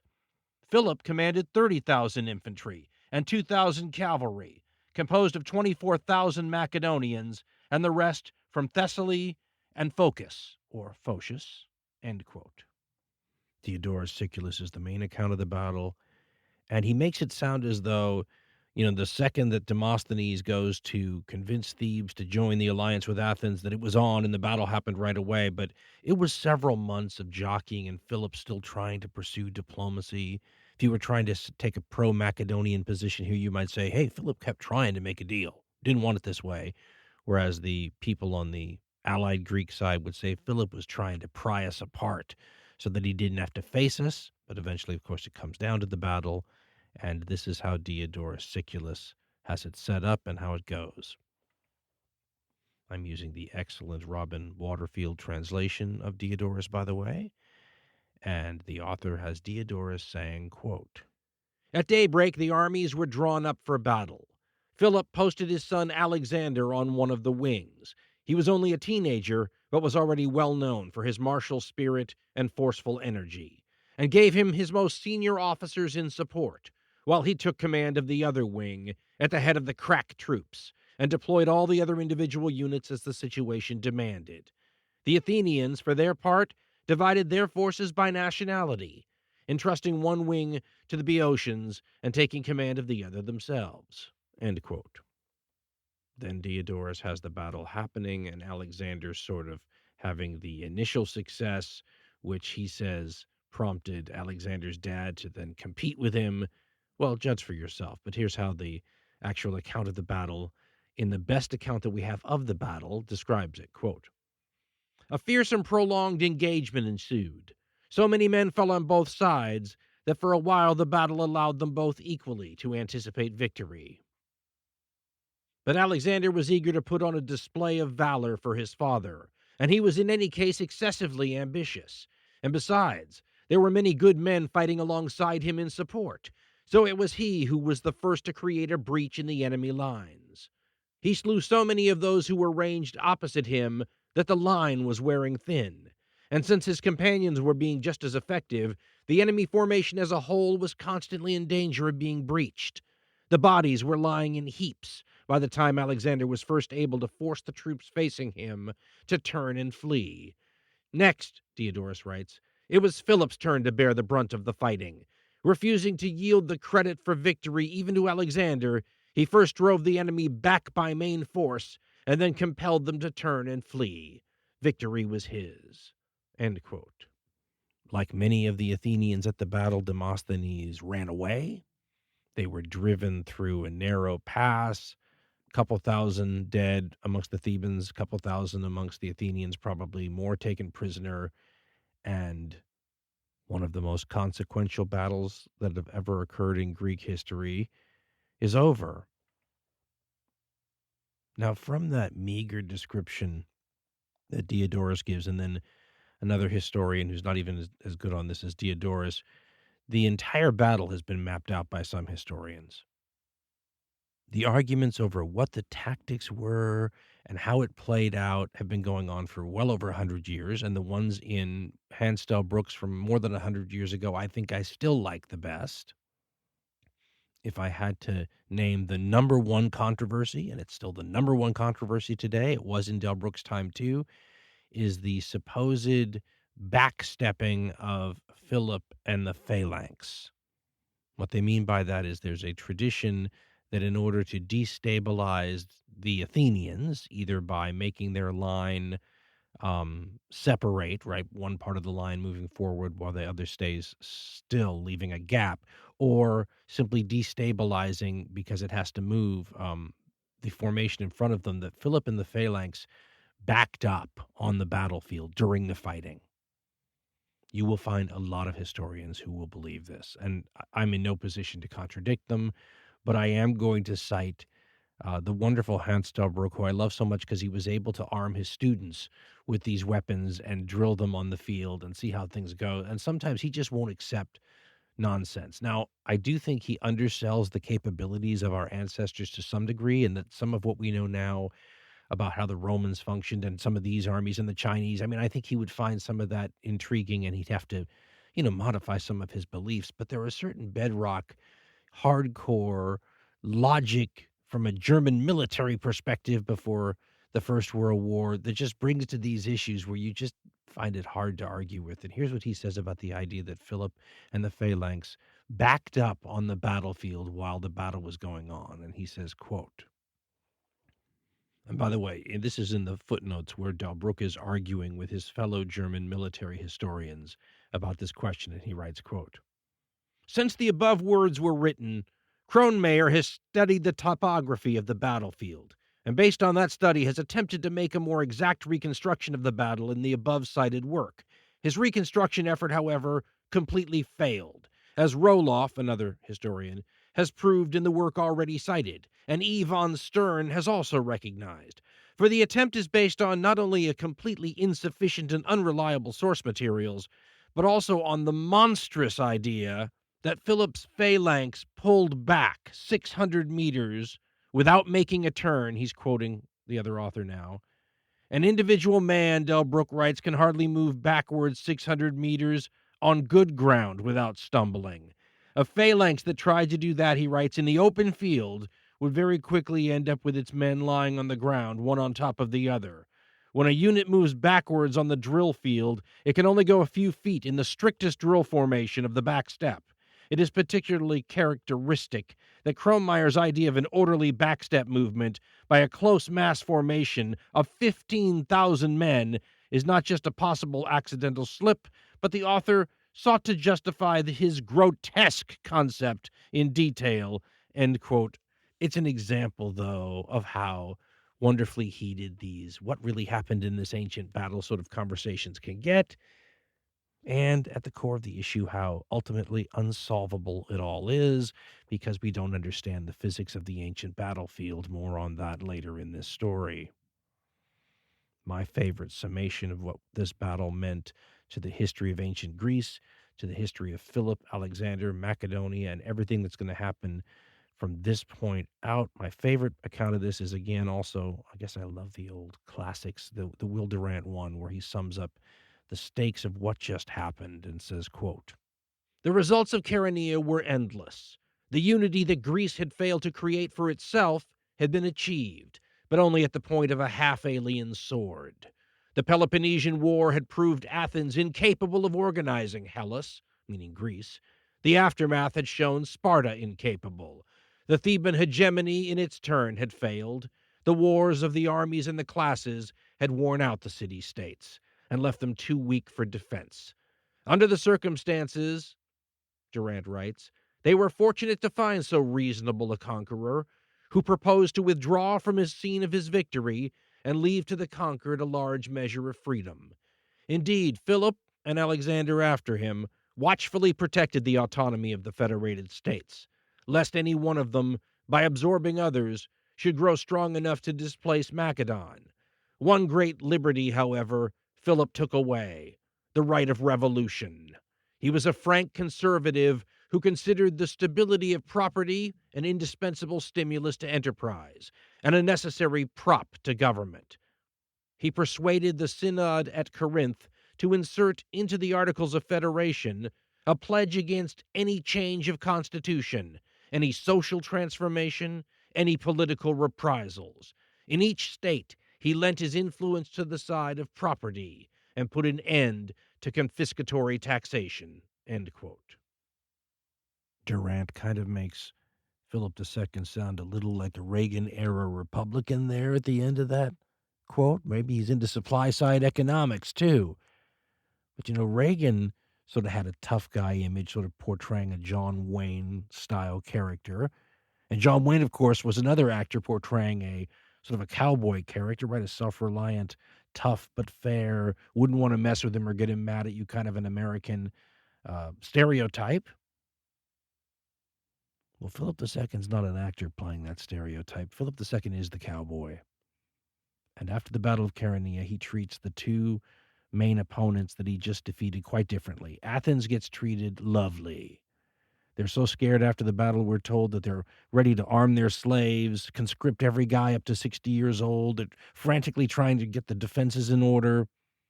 And then Philip shows up, and Alexander's the one who actually brings the ashes after a while, and says, "We're not going to ransom your dead or ransom your prisoners," which is a huge deal. I said earlier, I think that a couple thousand Thebans and a couple thousand Athenians died. The ancient sources put that closer to 1,000 each, with about double that for prisoners. So that's a lot of money that Philip is turning down to make a good impression on this state that he just defeated in battle. And the Athenians are so touched that they apparently put up a statue honoring Philip, which is a weird thing to do to a guy who just killed 1,000 of your citizens. And that Demosthenes has been comparing, to the guy who's going to snuff out Greek freedom, which he just kind of did, but we'll put a statue up to him.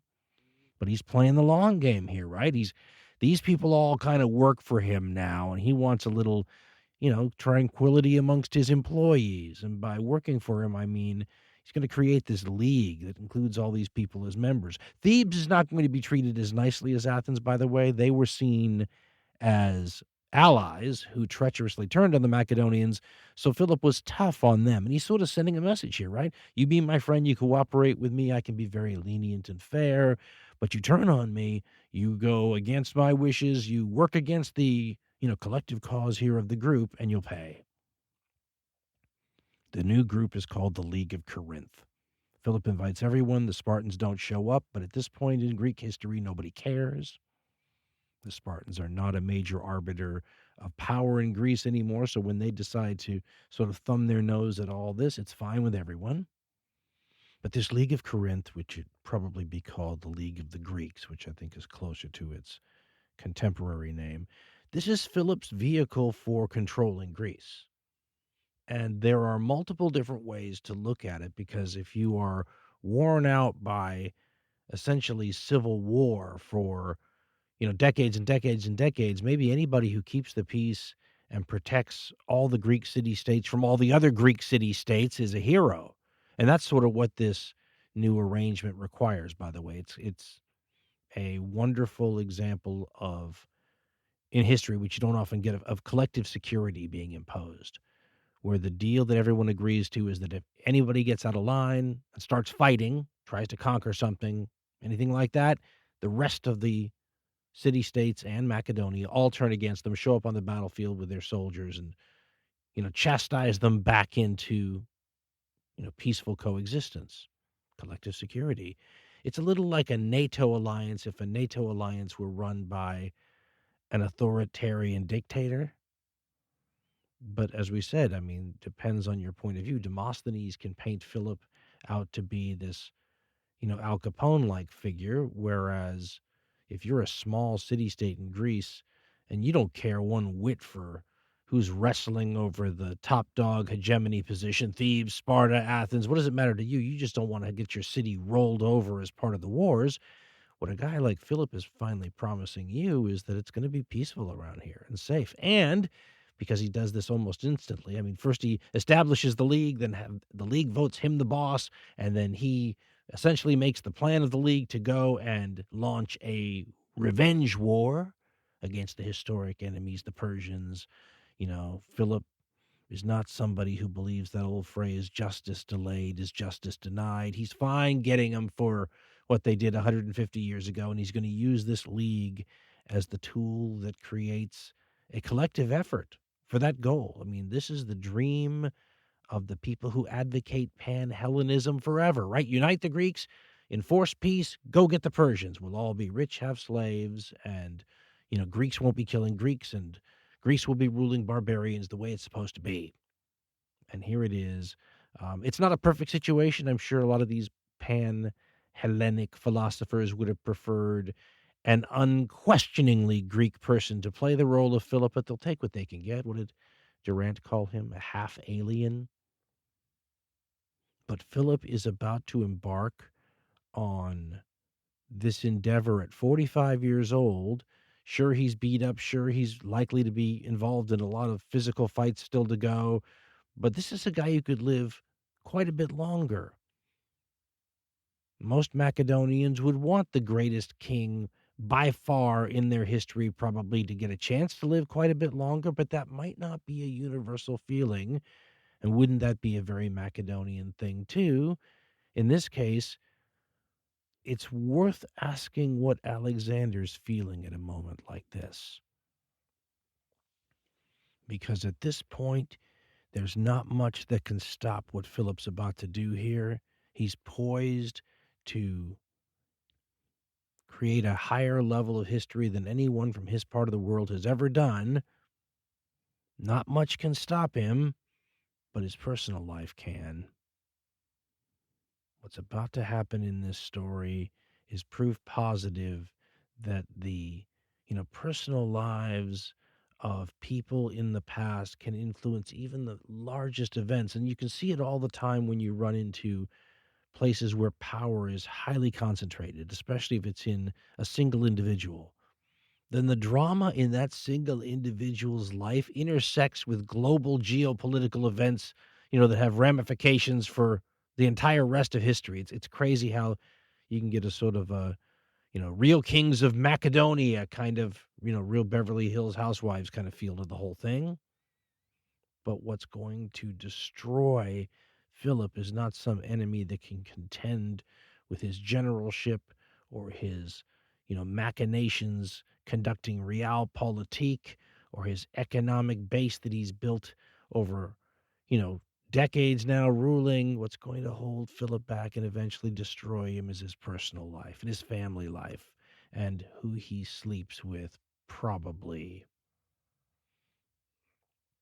Let's start with the problem in his immediate household with his son. Having a father about to do what Philip is about to do here is a mixed blessing if you're looking at this from Alexander's point of view. I mean, Philip is in his mid-40s. He can live quite a bit longer, even, battling from the front and even sucking up all the injuries he sucks up. This is a guy that doesn't necessarily have to go anywhere. Adrian Goldsworthy has a really interesting point in his book, Philip and Alexander, that at this point, Philip has never said what chastising Persia is going to mean here. I mean, what is payback for the Persian Wars 150 years ago or 145 years ago? Is it the freeing of the Greeks who live on the coast of what's now modern-day Turkey? Is that enough?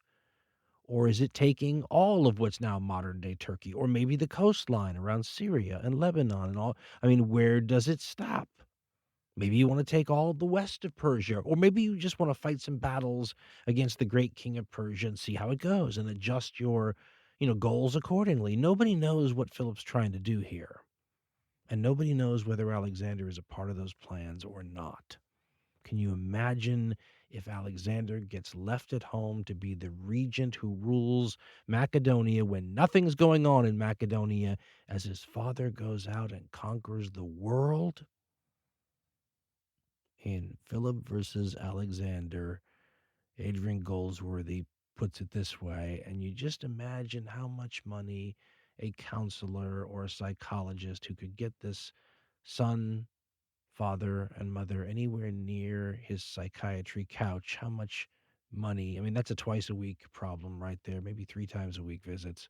I mean, Adrian Goldsworthy writes about the prospect of Philip going out there and conquering the world and maybe even leaving Alexander at home. Quote, Alexander was bound to resent this. The 19-year-old prince was impatient, quick-tempered, determined, and obsessively competitive. All of his future career testifies to these traits, as well as a strong streak of suspicion and jealousy. Whether or not the story is true of his regretting each success won by his father as one less victory he might win, Alexander's relationship with Philip was made all the more complicated and tense because both craved glory. Even by the standards of their age, Goldsworthy writes, they were fiercely competitive. The father because he'd already done so much and craved even more, and the son because his father's deeds had set the bar for being the best even higher than before. For all his prodigious talent, we should not expect exceptional emotional maturity from the young prince, who struggled to cope with playing a supporting role. He knew that his future depended on his father. End quote. Unless something happened to his father, which is when Philip's personal life makes a situation that seemed so well set up on his part established on a bed of sand. First, there's the marriage for love, if that's really what it was, but it's portrayed. I mean, Diodorus straight up says she was too young for him. It's almost portrayed like a man having a midlife crisis, right? In his mid-40s, about to launch this giant expedition at the top of his game, though, already. Nobody's even done what I've done already, and I'm in the prime of life, poised to, build on this, and he falls in love with a teenager, is the way the ancient sources like Diodorus portray it. Her name is Cleopatra. Not the Cleopatra that fooled around with Julius Caesar and Mark Antony. That's way in the future. But Cleopatra is a very common traditional Macedonian name. In fact, Alexander the Great's sister's name is Cleopatra. And Philip takes this wife supposedly because he loves her. She's likely a teenager. Richard Gabriel thinks she might be as old as 22, but if she's 22, why is everybody making a big deal about her age? A 22-year-old queen would not raise anyone's eyebrows. She's probably a teenager. She is also probably his 7th wife. The number of wives that Philip has is always a little bit hard to pin down, but teenage 7th wife. And if he really married her for love, that would be unusual for him. This is a guy who usually marries to cement diplomatic relationships or to finalize peace treaties or to blend his important family with other important families. And there's a good reason to marry her for those reasons. She's the niece of a important Macedonian named Attalus, and Attalus is from a old family in Lower Macedonia, the sort of people that if Philip wants to make sure the home front, remember Macedonian history, is safe while he's gone away to Asia, maybe for years on this endeavor, but that it's nailed down. Well, maybe you want to marry your family into some of the powerful barons of Lower Macedonia. So maybe that's more what's going on here. But it's portrayed as a guy who, wants to buy a Ferrari and, get a new trophy wife. He doesn't have to get rid of his old wives. That's the difference between Philip and someone today. He can keep them all. Doesn't necessarily make him happy, though. And Plutarch has this marriage to this Cleopatra teenager get Olympius angry. And Plutarch says that she puts ideas into Alexander's head, worries him about what this means. And, in a situation where it doesn't matter to us, it's easy for us to look at this and say, what on God's green earth would Alexander have to be worried about here? So his father's going to marry a teenager. She's going to maybe give him a child. It may be a son, right? So already there's a bunch of maybes. But if it's a son, Alexander's like 19, almost 20 years old. This kid's not going to be a threat to him for quite a long time. Why would you care? But he cares. He supposedly had complained to his dad once before about fathering children, saying something like, what about me? And his father said back to him, what about you? Be the best and you'll get the job. And if they're better, they should have the job, that kind of thing. But there could be other reasons why you don't get the job. So far, everything had seemed pretty good between father and son. But then Philip's personal life comes into the picture again, this time with one of the more famous drinking parties in history. If this drinking party really happened, and if it really unfolded the way it's come down to history, geopolitically speaking, it's hard to get your mind around how important it might have been. And you do try to resist the temptation to, keep Dionysus out of this, but this is what Dionysus does, right? The god comes in and messes with stuff, and he manifests, a reality maybe that in normal times people would want to keep hidden and secret. And, there are certain things you just shouldn't say in polite company, especially to the people they're about. But then Dionysus loosens your tongue through the unmixed wine, and all of a sudden you're saying crap at a party that is so important to future geopolitical histories that we're still talking about it more than 2,000 years later. But Philip has a drinking party to celebrate the marriage, and he's there, and Alexander's there, and the uncle of the bride, Attalus, is there.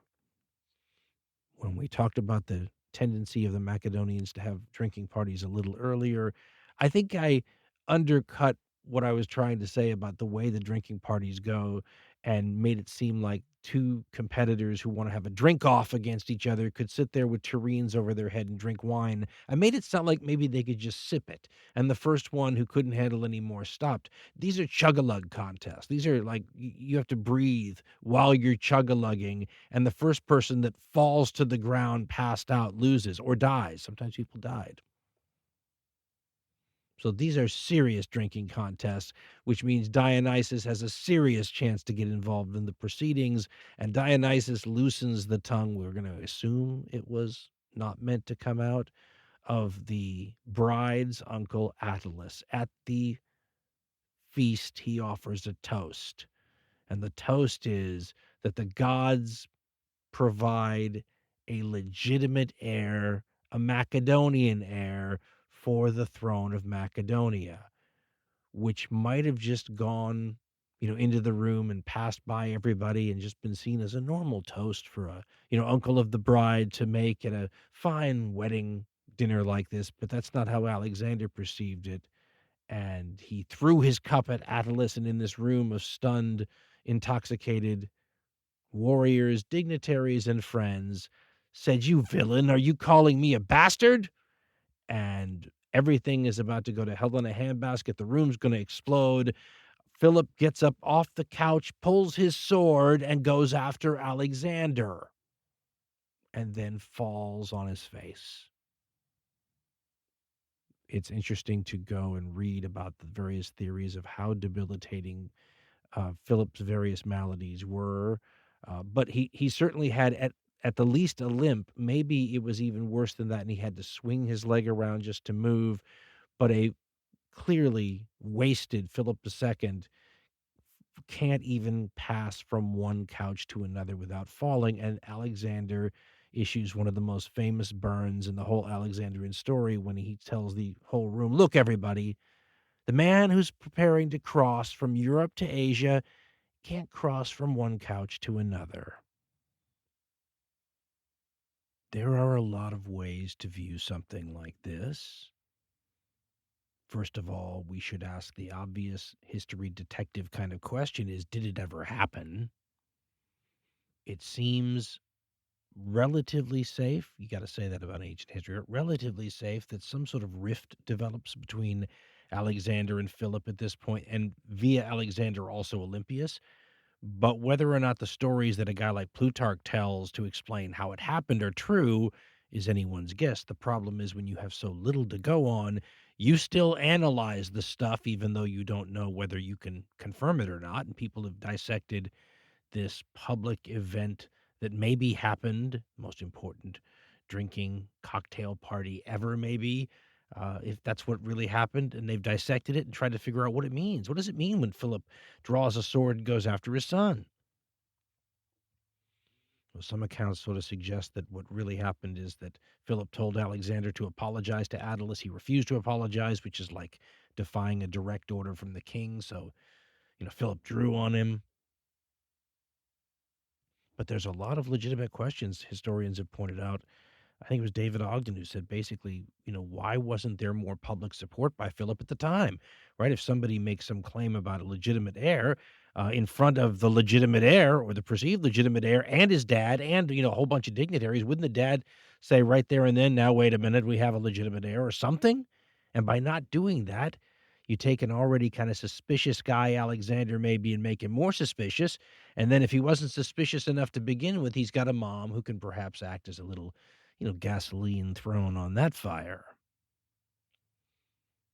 A lot of ways you can see this. If I was going to try to see it from a fierce devotee of Dionysus, which maybe his mom was, I would say that Dionysus was showing you the minds of your adversaries, right? He was ripping away the masks of these people who want to hurt you, and via the drink, he had them expose their ambitions and their plans and their schemes to you. That's the way I like to see it because it's the better story, which brings us to another great way to see this. Just as likely as any of the rest, I suppose, it's the one several ancient historians latch on to, which is that what's about to happen to Philip is going to be because he messed with maybe the one person in this story strong enough to resist him, Olympius. If this drinking party did happen, it is afterwards that the part of the rift that seems pretty safe to say happens. And Alexander, for whatever reason, leaves Macedonia with his mom. They go together back to the old homeland, which might be more significant than I've made it out to be, because some of the ways that this nasty toast by Attalus has been interpreted is that he's sort of implying that Alexander's not really a full Macedonian, and that maybe, Macedonia would be better off with a full Macedonian. And here's the thing, he's not wrong. It's easy to forget that Alexander's half Epirot or Epirot or Epirot, take your choice, and from his mother's people stems from a different location. And what's funny about sort of cultural superiority and prejudice and bigotry is that the Greeks can feel that the Macedonians to the north of them are barbarians and culturally backward and uncouth and all these sorts of things. And the Macedonians can bristle at that. But then from the Macedonian perspective, farther northwest of them is, Molossia and those places. And the Macedonians are just as sniffy and prejudicial and biased and bigoted towards those people, and almost with the exact same adjectives about them as the Greeks are about the Macedonians. So how wonderfully human is all that? But if Attalus did imply that wouldn't it be nice to have a 100% Macedonian king to follow, Philip, I'd imagine that might play well among Attalus and the other barons from the very, very Macedonian part of Lower Macedonia. And Alexander doesn't help things when he, runs away for his own safety. And where does he go? Up to, his mother's country. And then from there to the Illyrians, which are the historical enemy of the Macedonians. But he's got kin among those people too, apparently. So it's not a good look, right? So it'll look like you're backing up the point of Attalus, saying, where's the first place this half Molossian goes when the, going gets tough? To Molossia. It doesn't stay here. So where are his real loyalties, right? But Philip has allowed, and the ancient sources are hard on him, Philip has allowed his personal life here to completely undercut his geopolitical goals that he's been working for forever. I mean, he finally gets Greece where he wants it, right? United, not fighting amongst itself, going to support him now on this mission to Asia. This is the crowning glory moment of this guy's life, and the sand from the foundation underneath his feet is beginning to just blow away. Plutarch tells a story of a Greek friend of Philip's from Corinth showing up around this time period, and Philip asking him whether or not they were getting along well in Greece now that he's, created the conditions where it will be fatal to not get along anymore in Greece. And his Greek friend says something to the effect of, it doesn't look good if you're asking whether or not the Greeks are all getting along when you've got dissension and catastrophe in your own family. And the implied suggestion here is that it's your own fault too, which maybe it is. I mean, tradition has him sort of having the midlife crisis, falling in love with the teenager, and that messing everything up, which would be just another story, wouldn't it, of a powerful man who gets, undercut by his less than logical choices, shall we say, especially sexually, or this marriage to this young bride from Lower Macedonia might be exactly what the country needs, and just as much a political and diplomatic act and coup as the earlier marriages that Philip was involved in. The potential exists, and some historians bring this up, that what's really going on here is Alexander and Olympius just freaking out over essentially nothing. But the bottom line is, it doesn't matter what it is. If a real rift has occurred, Philip has to fix that. And so he does. He invites Alexander back and apparently organizes a royal wedding to sort of reestablish the relationship. You know how some people will get second marriages to sort of renew their vows? Well, Philip doesn't do that, but he does the next best thing with Olympius. He marries off their daughter that they have together. Cleopatra's her name, as I said, and she's Alexander's full sister. And so there's going to be a royal wedding where, the unhappy couple, Philip and Olympius, sort of come together for a wedding of their daughter. And just to keep it in the family and make sure that we show that it's not just no hard feelings against Olympius, it's no hard feelings against you people in Molossia either. It's going to be a royal wedding with the king of that kingdom. The king of Epirus, choose your name, who also, confusingly enough, because they seem to have never enough names in the baby book in any of these ancient societies, his name is Alexander II, Alexander of Epirus, and he is the full uncle of his bride, and like his sister, maybe had slept with Philip II himself, which is part of the Macedonian. If you were a genealogist in Macedonian society, you would just be driven crazy by all the affairs or alleged affairs. There's a lot of gossip in the royal house, so who knows? But when Alexander of Epirus was a young man, sort of like a Batman-Robin relationship, if that weren't entirely straight, Philip may have, fooled around with him. So he fooled around with Olympius, obviously, and begat Alexander, and maybe with Olympius's brother. And now he's going to marry off his full daughter with Olympius to Olympius's brother. I mean, again, genealogist's head explodes. But you can see how a royal wedding of this caliber would be huge. And so Philip invites everyone. Ever been to one of those parties where everybody's allowed to invite people themselves? But Philip wants everybody there. He's going to throw a massive festival, multiple days. It sounds like music, great food, entertainment, the whole thing. And it's ostensibly for this wedding, so everybody's choreographed into it and plays a part. But it's really going to turn out to be more of a festival for Philip, and to sort of bring the Greeks on board, like, now we're all on the same side. Let's celebrate. We'll renew our vows to each other as, League of Corinth, this whole thing, and then we'll go, conquer Persia. It's a crowning moment for a guy like Philip, and sort of a chance for him to finally, take a breath here after a whole career of just toil and enjoy the moment. And Diodorus says that he first goes to the great oracle at Delphi, Apollo's oracle. And, of course, Apollo speaks through a female prophetess, the Pythia. And famously, you want to be careful about your interpretation, shall we say, of what an oracle tells you. They often are much more accurate after the fact, right? When you look back and you go, oh, I see what they meant. They were right again. There's a magic 8-ball sort of feel to some of them.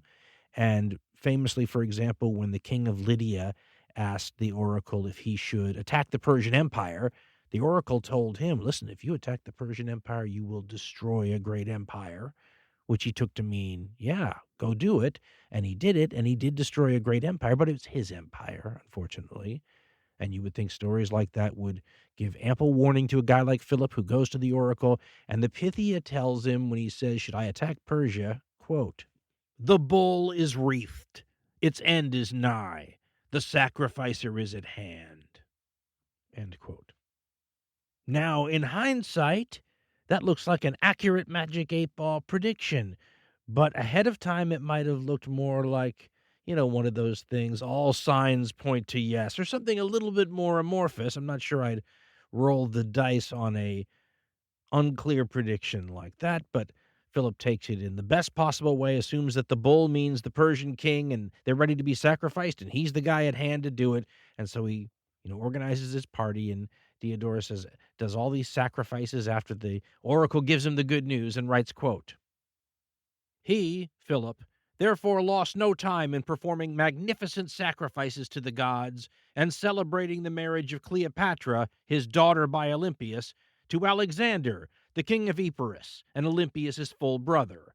As well as honoring the gods, he wanted as many Greeks as possible to enjoy the festivities, so he laid on splendid musical contests and spectacular banquets for his friends and intimates.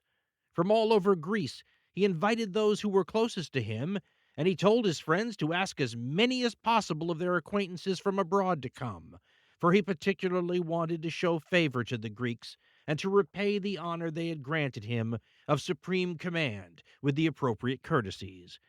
Diodorus continues, quote, the upshot was that large numbers of people poured in from every quarter to the festival. The contests and the marriage took place, he mentions, in the capital, in Macedon. And Philip was awarded golden crowns, not just by distinguished individuals, but also by the majority of the important cities.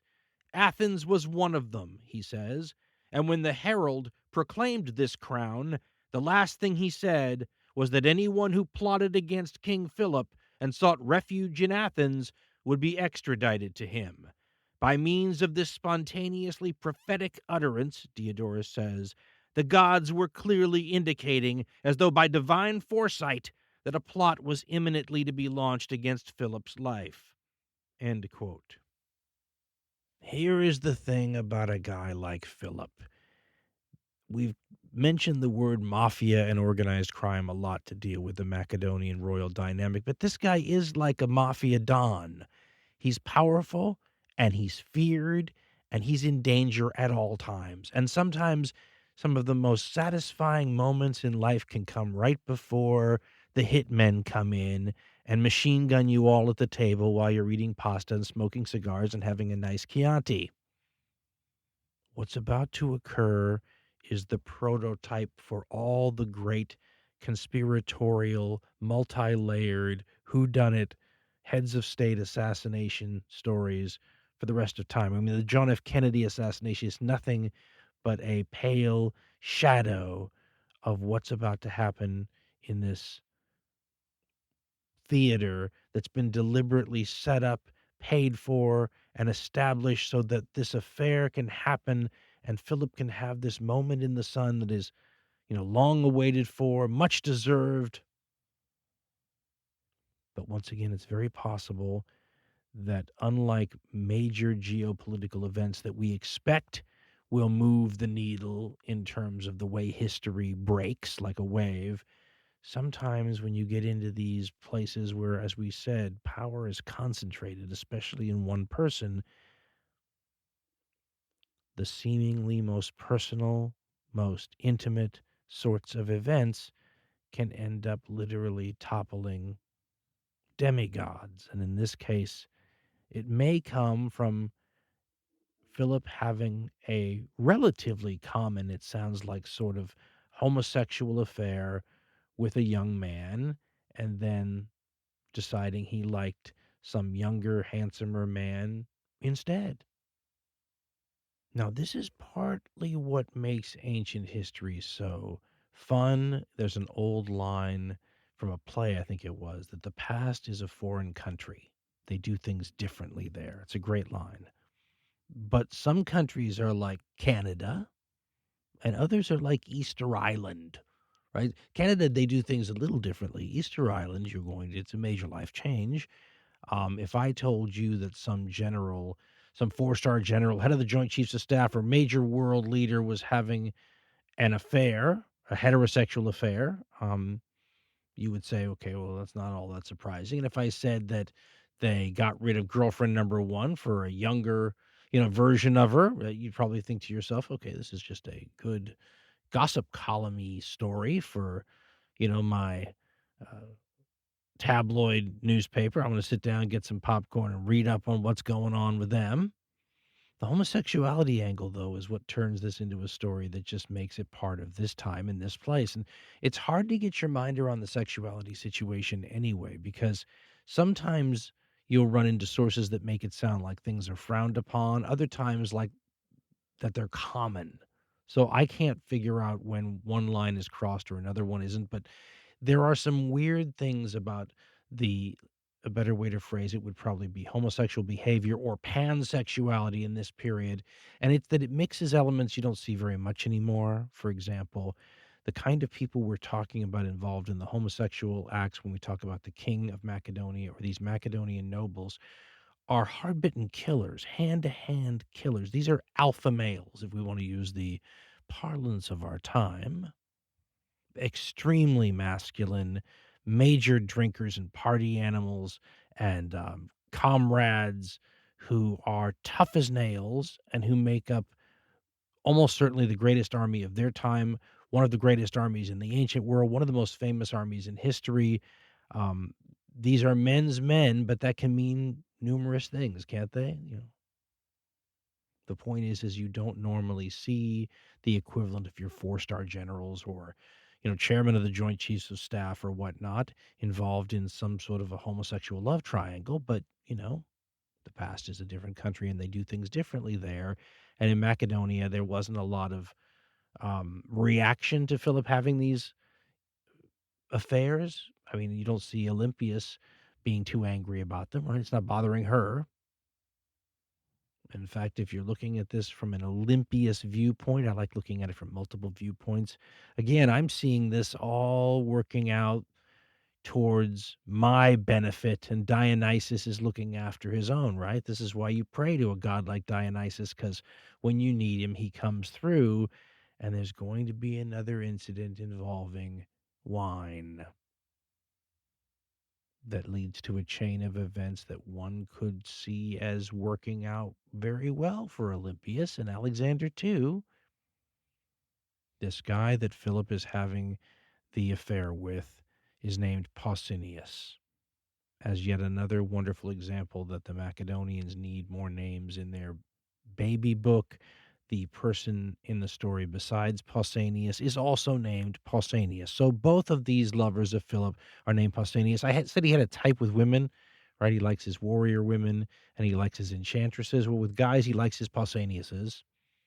So Pausanias I is the original guy that Philip is having the affair with, and he's thrown aside for Pausanias II. So he runs around spreading malicious gossip about Pausanias II. We would call it slut shaming today. And once again, it's hard to figure out where the line between okay behavior in the minds of all these people versus something that should be ridiculed is. Sometimes it can even involve, sexual positions. So I'm going to leave that to people who are more intelligent and well-versed on the subject than I am. It is interesting to know, though, that when Pausanias I says, awful things about Pausanias II, to our modern minds, we would be going, wait a minute, didn't Pausanias I just do those same things? Nonetheless, it was so mortifying to Pausanias II that he went to someone he was apparently close to, the bride, Cleopatra's uncle, the guy that Alexander threw the cup at, Attalus, and said, I can hardly live with myself. This guy is, making me out to be this awful person. So I'm going to go prove that I'm not an awful person, that I'm an admirable, honorable person. And he goes out into a battle, we're told, where Philip is fighting his old enemies, the Illyrians, and the Illyrians are about to kill Philip. And instead, Pausanias II jumps in front of him, takes all of the, slings and arrows meant for Philip, dies heroically.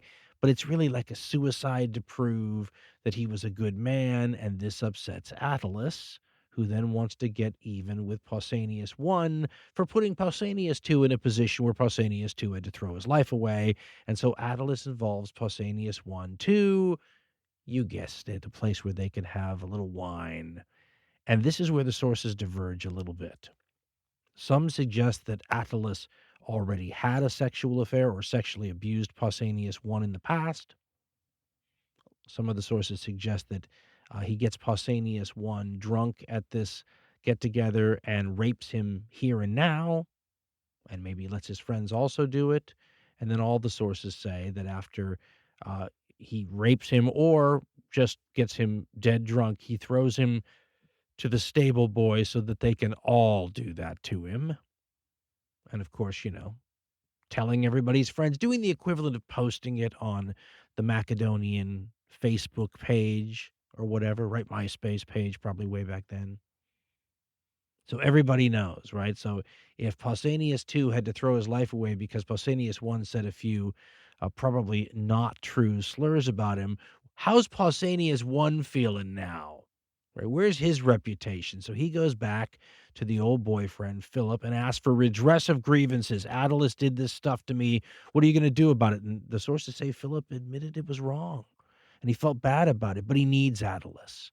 Maybe that's why he even married his daughter, right? He needs this guy. This guy's going to be one of the commanders, by the way, who right around the same time period goes and essentially, in a very sort of a laid-back, quiet way, starts the invasion of Persia. 10,000 Macedonians go and establish a bridgehead over in Persian society, waiting for Philip and the rest of the army to follow. So that's how close that invasion is to where we are in the story right now. So Philip is in a position here where he can't satisfy Pausanias' demands on how severe he wants him to be on Attalus without screwing up his long-term conquest goals here. So he tries to sort of buy Pausanias off, right? Gives him precious gifts, we're told, and stuff. Promotes him to higher positions of authority, maybe even bodyguard, which may explain some of the story coming up a little bit. But the sources say that this isn't enough for Pausanias. Aristotle, writing a near contemporary, it's a blurb from his treatise Politics, just mentions this, quote, "The plot hatched by Pausanias against Philip arose from the latter's allowing Pausanias to be sexually assaulted by Attalus and his men." End quote. Even though it may sound like it, that's not saying that Pausanias is blaming Philip for allowing him to be sexually assaulted. He's blaming Philip for not doing anything about it afterwards, for letting Attalus and his men get away with it, laugh about it afterwards. And Pausanias is out for vengeance, we are told. It's also possible that this revenge needed to be public, that the people that Pausanias had been shamed in front of reputationally We're going to be the kind of people that would be, at a public event, and it's important maybe that they know that he was the one involved. There's a story where Pausanias is supposed to have asked his professor once what the best way to become famous was. And the professor is supposed to have told Pausanias, by killing somebody who is famous, right? Then you forever link your lives together, right? Anytime they bring up the famous person, they'll bring up the person who ended the famous person. You become part of their story. Well, if you really wanted your revenge to get attention, there just happens to be a party going on in a theater where all of the people that matter have been invited and are waiting for some sort of a statement. They think the statement's going to come from the guy getting all the gold crowns and all the honors heaped on him. But maybe the statement's going to come from a different direction. We are told that Philip had the audacity, Diodorus portrays it as almost sacrilegious, to have 12 ivory and gold statues made of the principal Greek gods in the Greek pantheon so that they could be, part of the ceremonies. And he has a 13th ivory and gold statue matching the 12 gods made of himself. And maybe something like that is a little like Icarus flying too close to the sun. Maybe you're tempting fate there.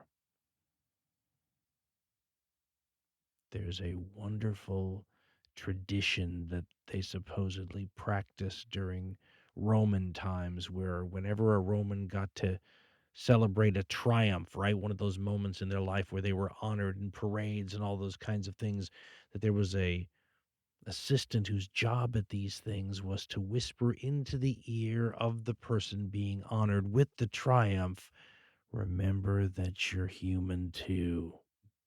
Just to keep his feet a little on the ground, keep him from getting a little too carried away with himself, remind him that, we exist here and now at the pleasure of, well, make your choice, the gods or fate or chance. Or maybe you exist until your enemies can get to you. And the event that is about to occur here is so famous, so salacious, so interesting from a conspiratorial angle, involves one of the greatest figures of his time, the father of one of the greatest figures of all time, who only becomes the king because his father dies, and this is the event where his father dies. I mean, this is such an enormous moment that you would think you'd have several different firsthand contemporary accounts to go by and compare and contrast with each other. I mean, if nothing else, Philip has invited the entire glitterati here, all the journalists, all the tastemakers, all the important people. I mean, there you would think would be a lot of people who'd sit down, a bunch of these playwrights, whatever, and write this stuff down. And instead we have the usual suspects, writing hundreds of years later, hopefully using sources closer to, the time and place. Diodorus is the closest to the one I've always liked because it's the most cinematic and weird and puts Philip in this strange situation where he's almost thrown his own assassination party, right? He's created an event that's highly choreographed with tons of symbolism, with himself sort of at the center of the whole thing, in a form of kind of blood theater where the star of the show, Philip, has apparently not been given the last page of his script, right? He doesn't realize he dies at the end. He doesn't realize this is blood theater until the blood starts flowing. The idea that his killer might have been a jilted lover involved in a sexual crime is the sort of thing one can see every TMZ-like gossip columnist for 2,400 years or something latching on to and writing about. And yet again, the sources are not plentiful. Then there's the fact that it's possible that the assassin is only in a position to do what he does to have proximity to Philip here, because it might have been one of the things that Philip threw at him as a way to mollify him over what happened with Attalus. Listen, I know it's bad. Here, take these precious gifts and I'll make you a bodyguard, or I'll give you a backstage pass. Come right down on the theater stage with me, when I'm giving all the gold crowns, right? So you put the assassin in the position to do what he did. The Diodorus version of this is the one that turns this into a giant cinematic event. And I like the way historian Ian Worthington, in his book By the Spear, Philip II, Alexander the Great, and the Rise and Fall of the Macedonian Empire, I like the way he puts it into words and then intersperses Diodorus a little bit into his narrative. And he writes, quote, "The spectators began cramming into the theater at dawn and settled down in excitement over the day's events. They were soon greeted by a grand procession in which first appeared statues of the 12 Olympian gods, and then a splendid one of Philip, as if he were, quoting Diodorus, enthroned among the 12 gods. Then Philip," Worthington writes, "Alexander the heir," meaning Alexander the Great, "and Philip's new son-in-law Alexander of Epirus strode into the theater's orchestra." Worthington calls this the performance area. It's kind of like center stage. "The two Alexanders dutifully removed themselves to their seats, so that Philip, dressed all in white, occupied center stage, to the shouts and applause of all present. The king turned to his personal bodyguards and told them to fall back, so that he could," now quoting Diodorus, quote, "show publicly that he was protected by the goodwill of the Greeks, and had no need of a guard of spearmen. Such was the pinnacle of success that he had attained." End quote. Worthington continues. "Suddenly, as Philip stood alone, basking in all the glory, one of his bodyguards, Pausanias of Orestus, rushed from his position, and before the horrified stares of the people, stabbed the king in his chest and fled. Rousing themselves from their shock," Worthington writes, "some of the other bodyguards tore after him, while others hastened to where Philip had collapsed. In his rush to get away, Pausanias fell over a vine, and 3 of the pursuing guards, without hesitation, speared him to death with their javelins. By the time they returned, carrying Pausanias' bloody corpse, Philip II was dead, his white attire crimson with his blood. The theater," Worthington writes, "dissolved into pandemonium as Alexander's friends grabbed their weapons to protect him in case he too was a target of assassination." End quote. There are other accounts, probably not as close to good source material as Diodorus, that suggest that the assassination happened before Philip got to the center stage area, right? He's about to make his entrance, and the assassin leaps out of an alcove and gets him. But it's all only made possible because Philip's bodyguards are not where they're supposed to be. And they're not there because he dismissed them. It's an interesting thing, isn't it? Pausanias also has horses waiting, right? The ancient history version of the famous gangster getaway car.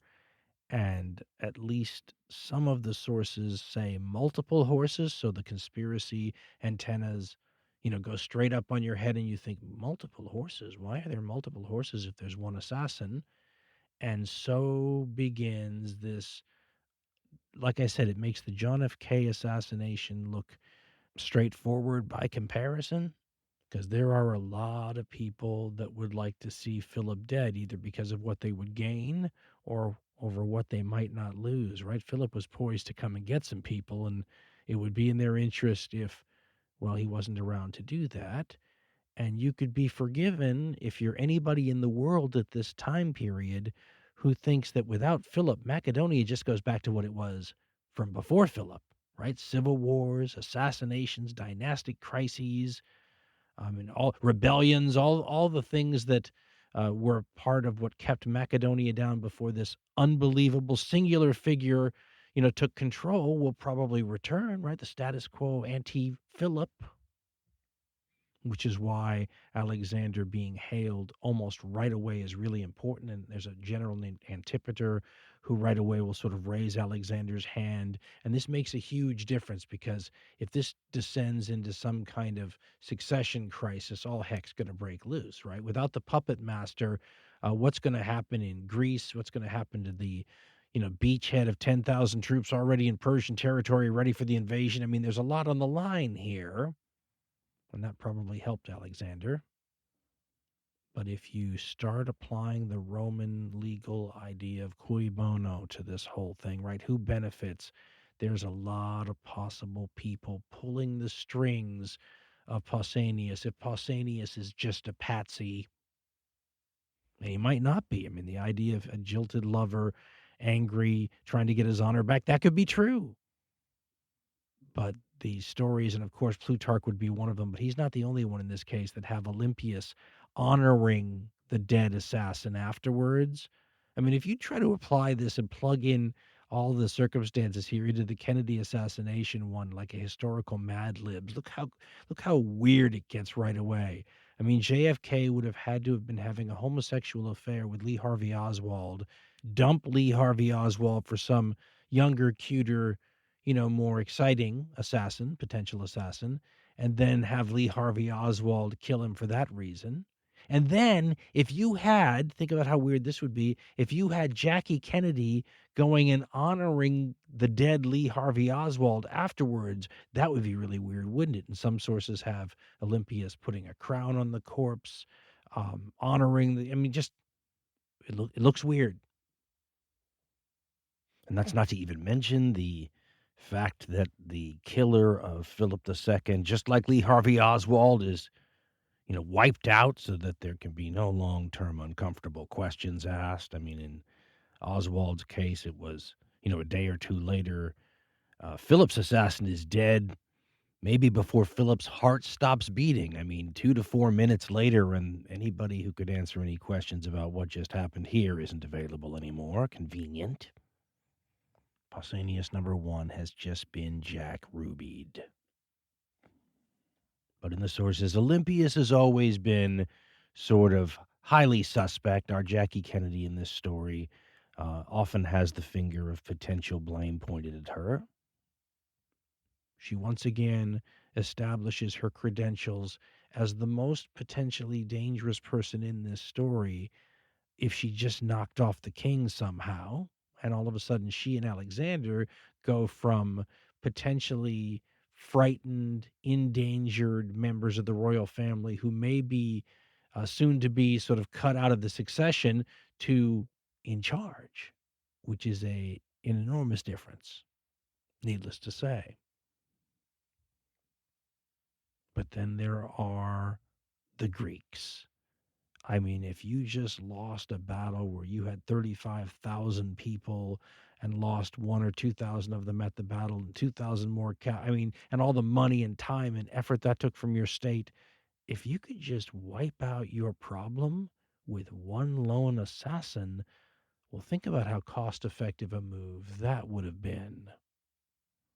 What was the line Demosthenes was supposed to have used when talking about, I think he was referring to Thebes, but about the value of even delay here, because this situation revolves around one person, and the longer you string this affair out, the more time there is for, well, as my grandmother used to say, for fate to have an opportunity to intervene. Sickness can happen, death can happen, death did happen.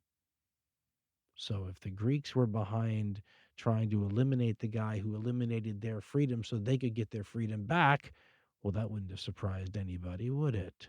You think Demosthenes might have been enticed to donate, a few gold coins to that cause? There are also sides of Alexander's family that it was rumored were starting to be seen as potential regents for Philip, who could have a new son with the new wife, Cleopatra, but somebody's going to have to guard the son while he grows up. And that's what this other side of the family might have done, in which case you could throw Alexander aside now if you don't need him, if he's becoming too much problem, if he's a pain in the rear and you want to get rid of him and his troublesome sorceress mother. Well, maybe this other side of the family is the answer. So there often implicated, and in fact, some of the people that will be put to death rather quickly afterwards are those family members. But of course, if you're Alexander, you might have wanted to kill them anyway. Finally become king, you're going to settle a few scores, whether or not they killed your pop.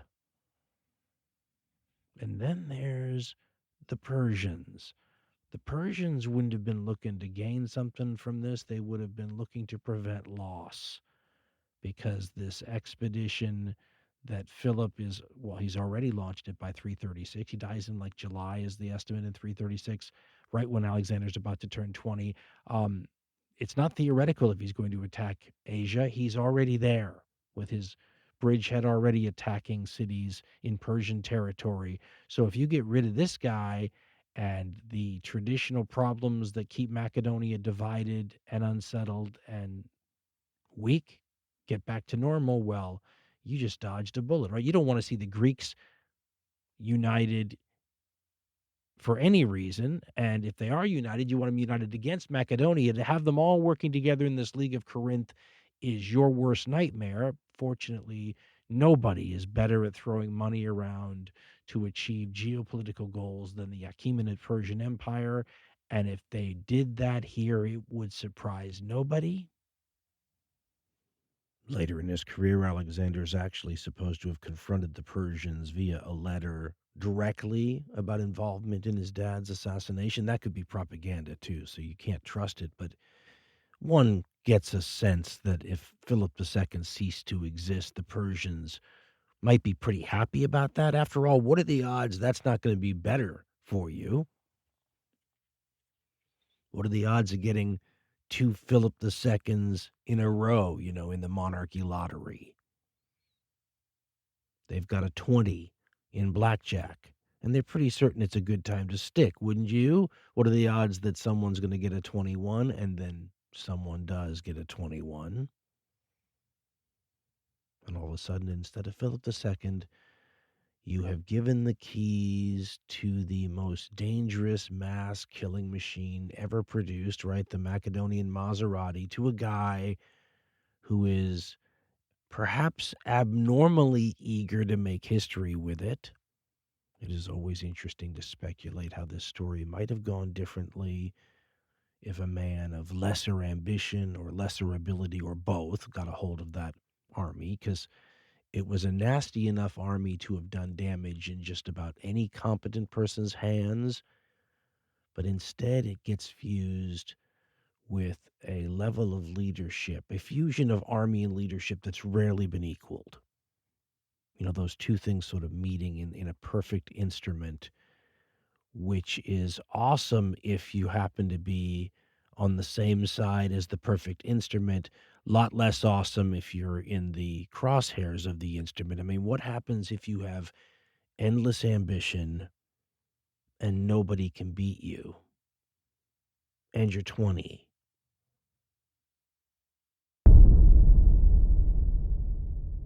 If you think the show you just heard is worth $1, Dan and Ben would love to have it. Go to dancarlin.com for information on how to donate to the show. So this is supposed to be the tease for part 2, and what you've heard just now is clearly part 1 of a multi-part series on Alexander the Great, and we are more than 4 hours into it, and we've mostly talked about his dad and his mom and where he comes from and his upbringing and all that. But if you think about a biographical narrative, those are kind of important things, aren't they? Especially when it is such a key component of, creating this unusual figure. You got to have parents like that, and well, they deserve a part 1 of a multi-part series all to themselves, I would think. We are, as we always say, addicted to context around here, though. And what would Alexander's story have been without Philip?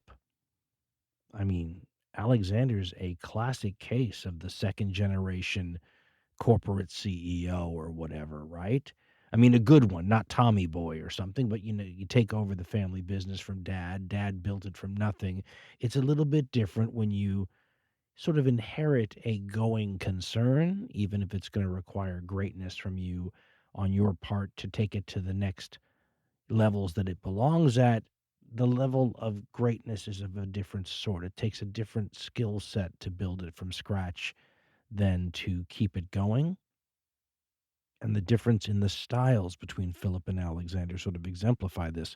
Whereas Philip is a whatever it takes kind of dude, clever deception, diplomacy, rear end kissing versus, whatever it takes. Alexander's going to be much more high handed. It's his way or the highway. He knows he's got the great army. He's not a big compromiser, and he takes offense pretty easily. It's a little bit of a different style, a little bit more entitled, if you will. But while almost anyone may have done well with that army, especially with the generals that come with it, it's Alexander's ambition that's the great historical wild card here. Because as we said at the end of the conversation just now, if nothing can stop you, where do you stop?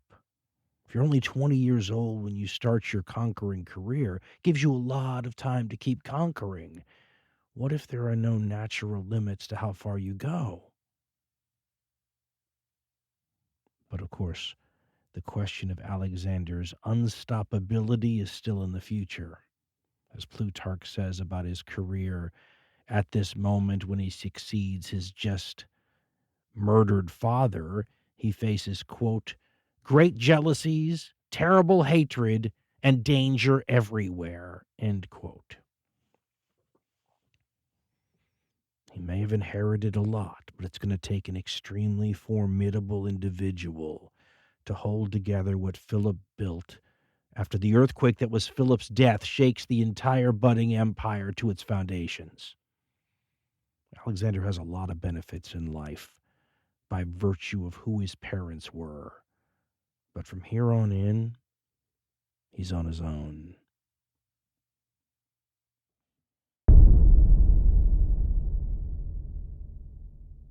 How would you like to receive an email whenever a new hardcore history show is released?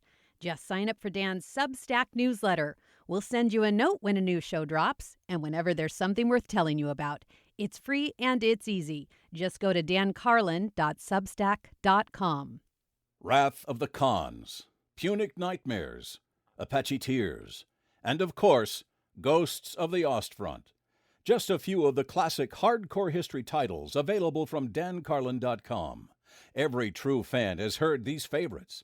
Hey, they make great gifts, too. Quick message here about speaking tours. We did one recently in 2024, and it was to sort of stick your toe in the water and see if there's much of a demand. And it went really well, so we're going to, I think, do some more cities down the road. If it's something you might be interested in, we will provide updates as they become available on the Substack page for free, of course, at dancarlin.substack.com. But if this is something that would interest you, well, keep your ears open. We may be coming to a city near you. And as usual, thanks for coming to the first 4 shows.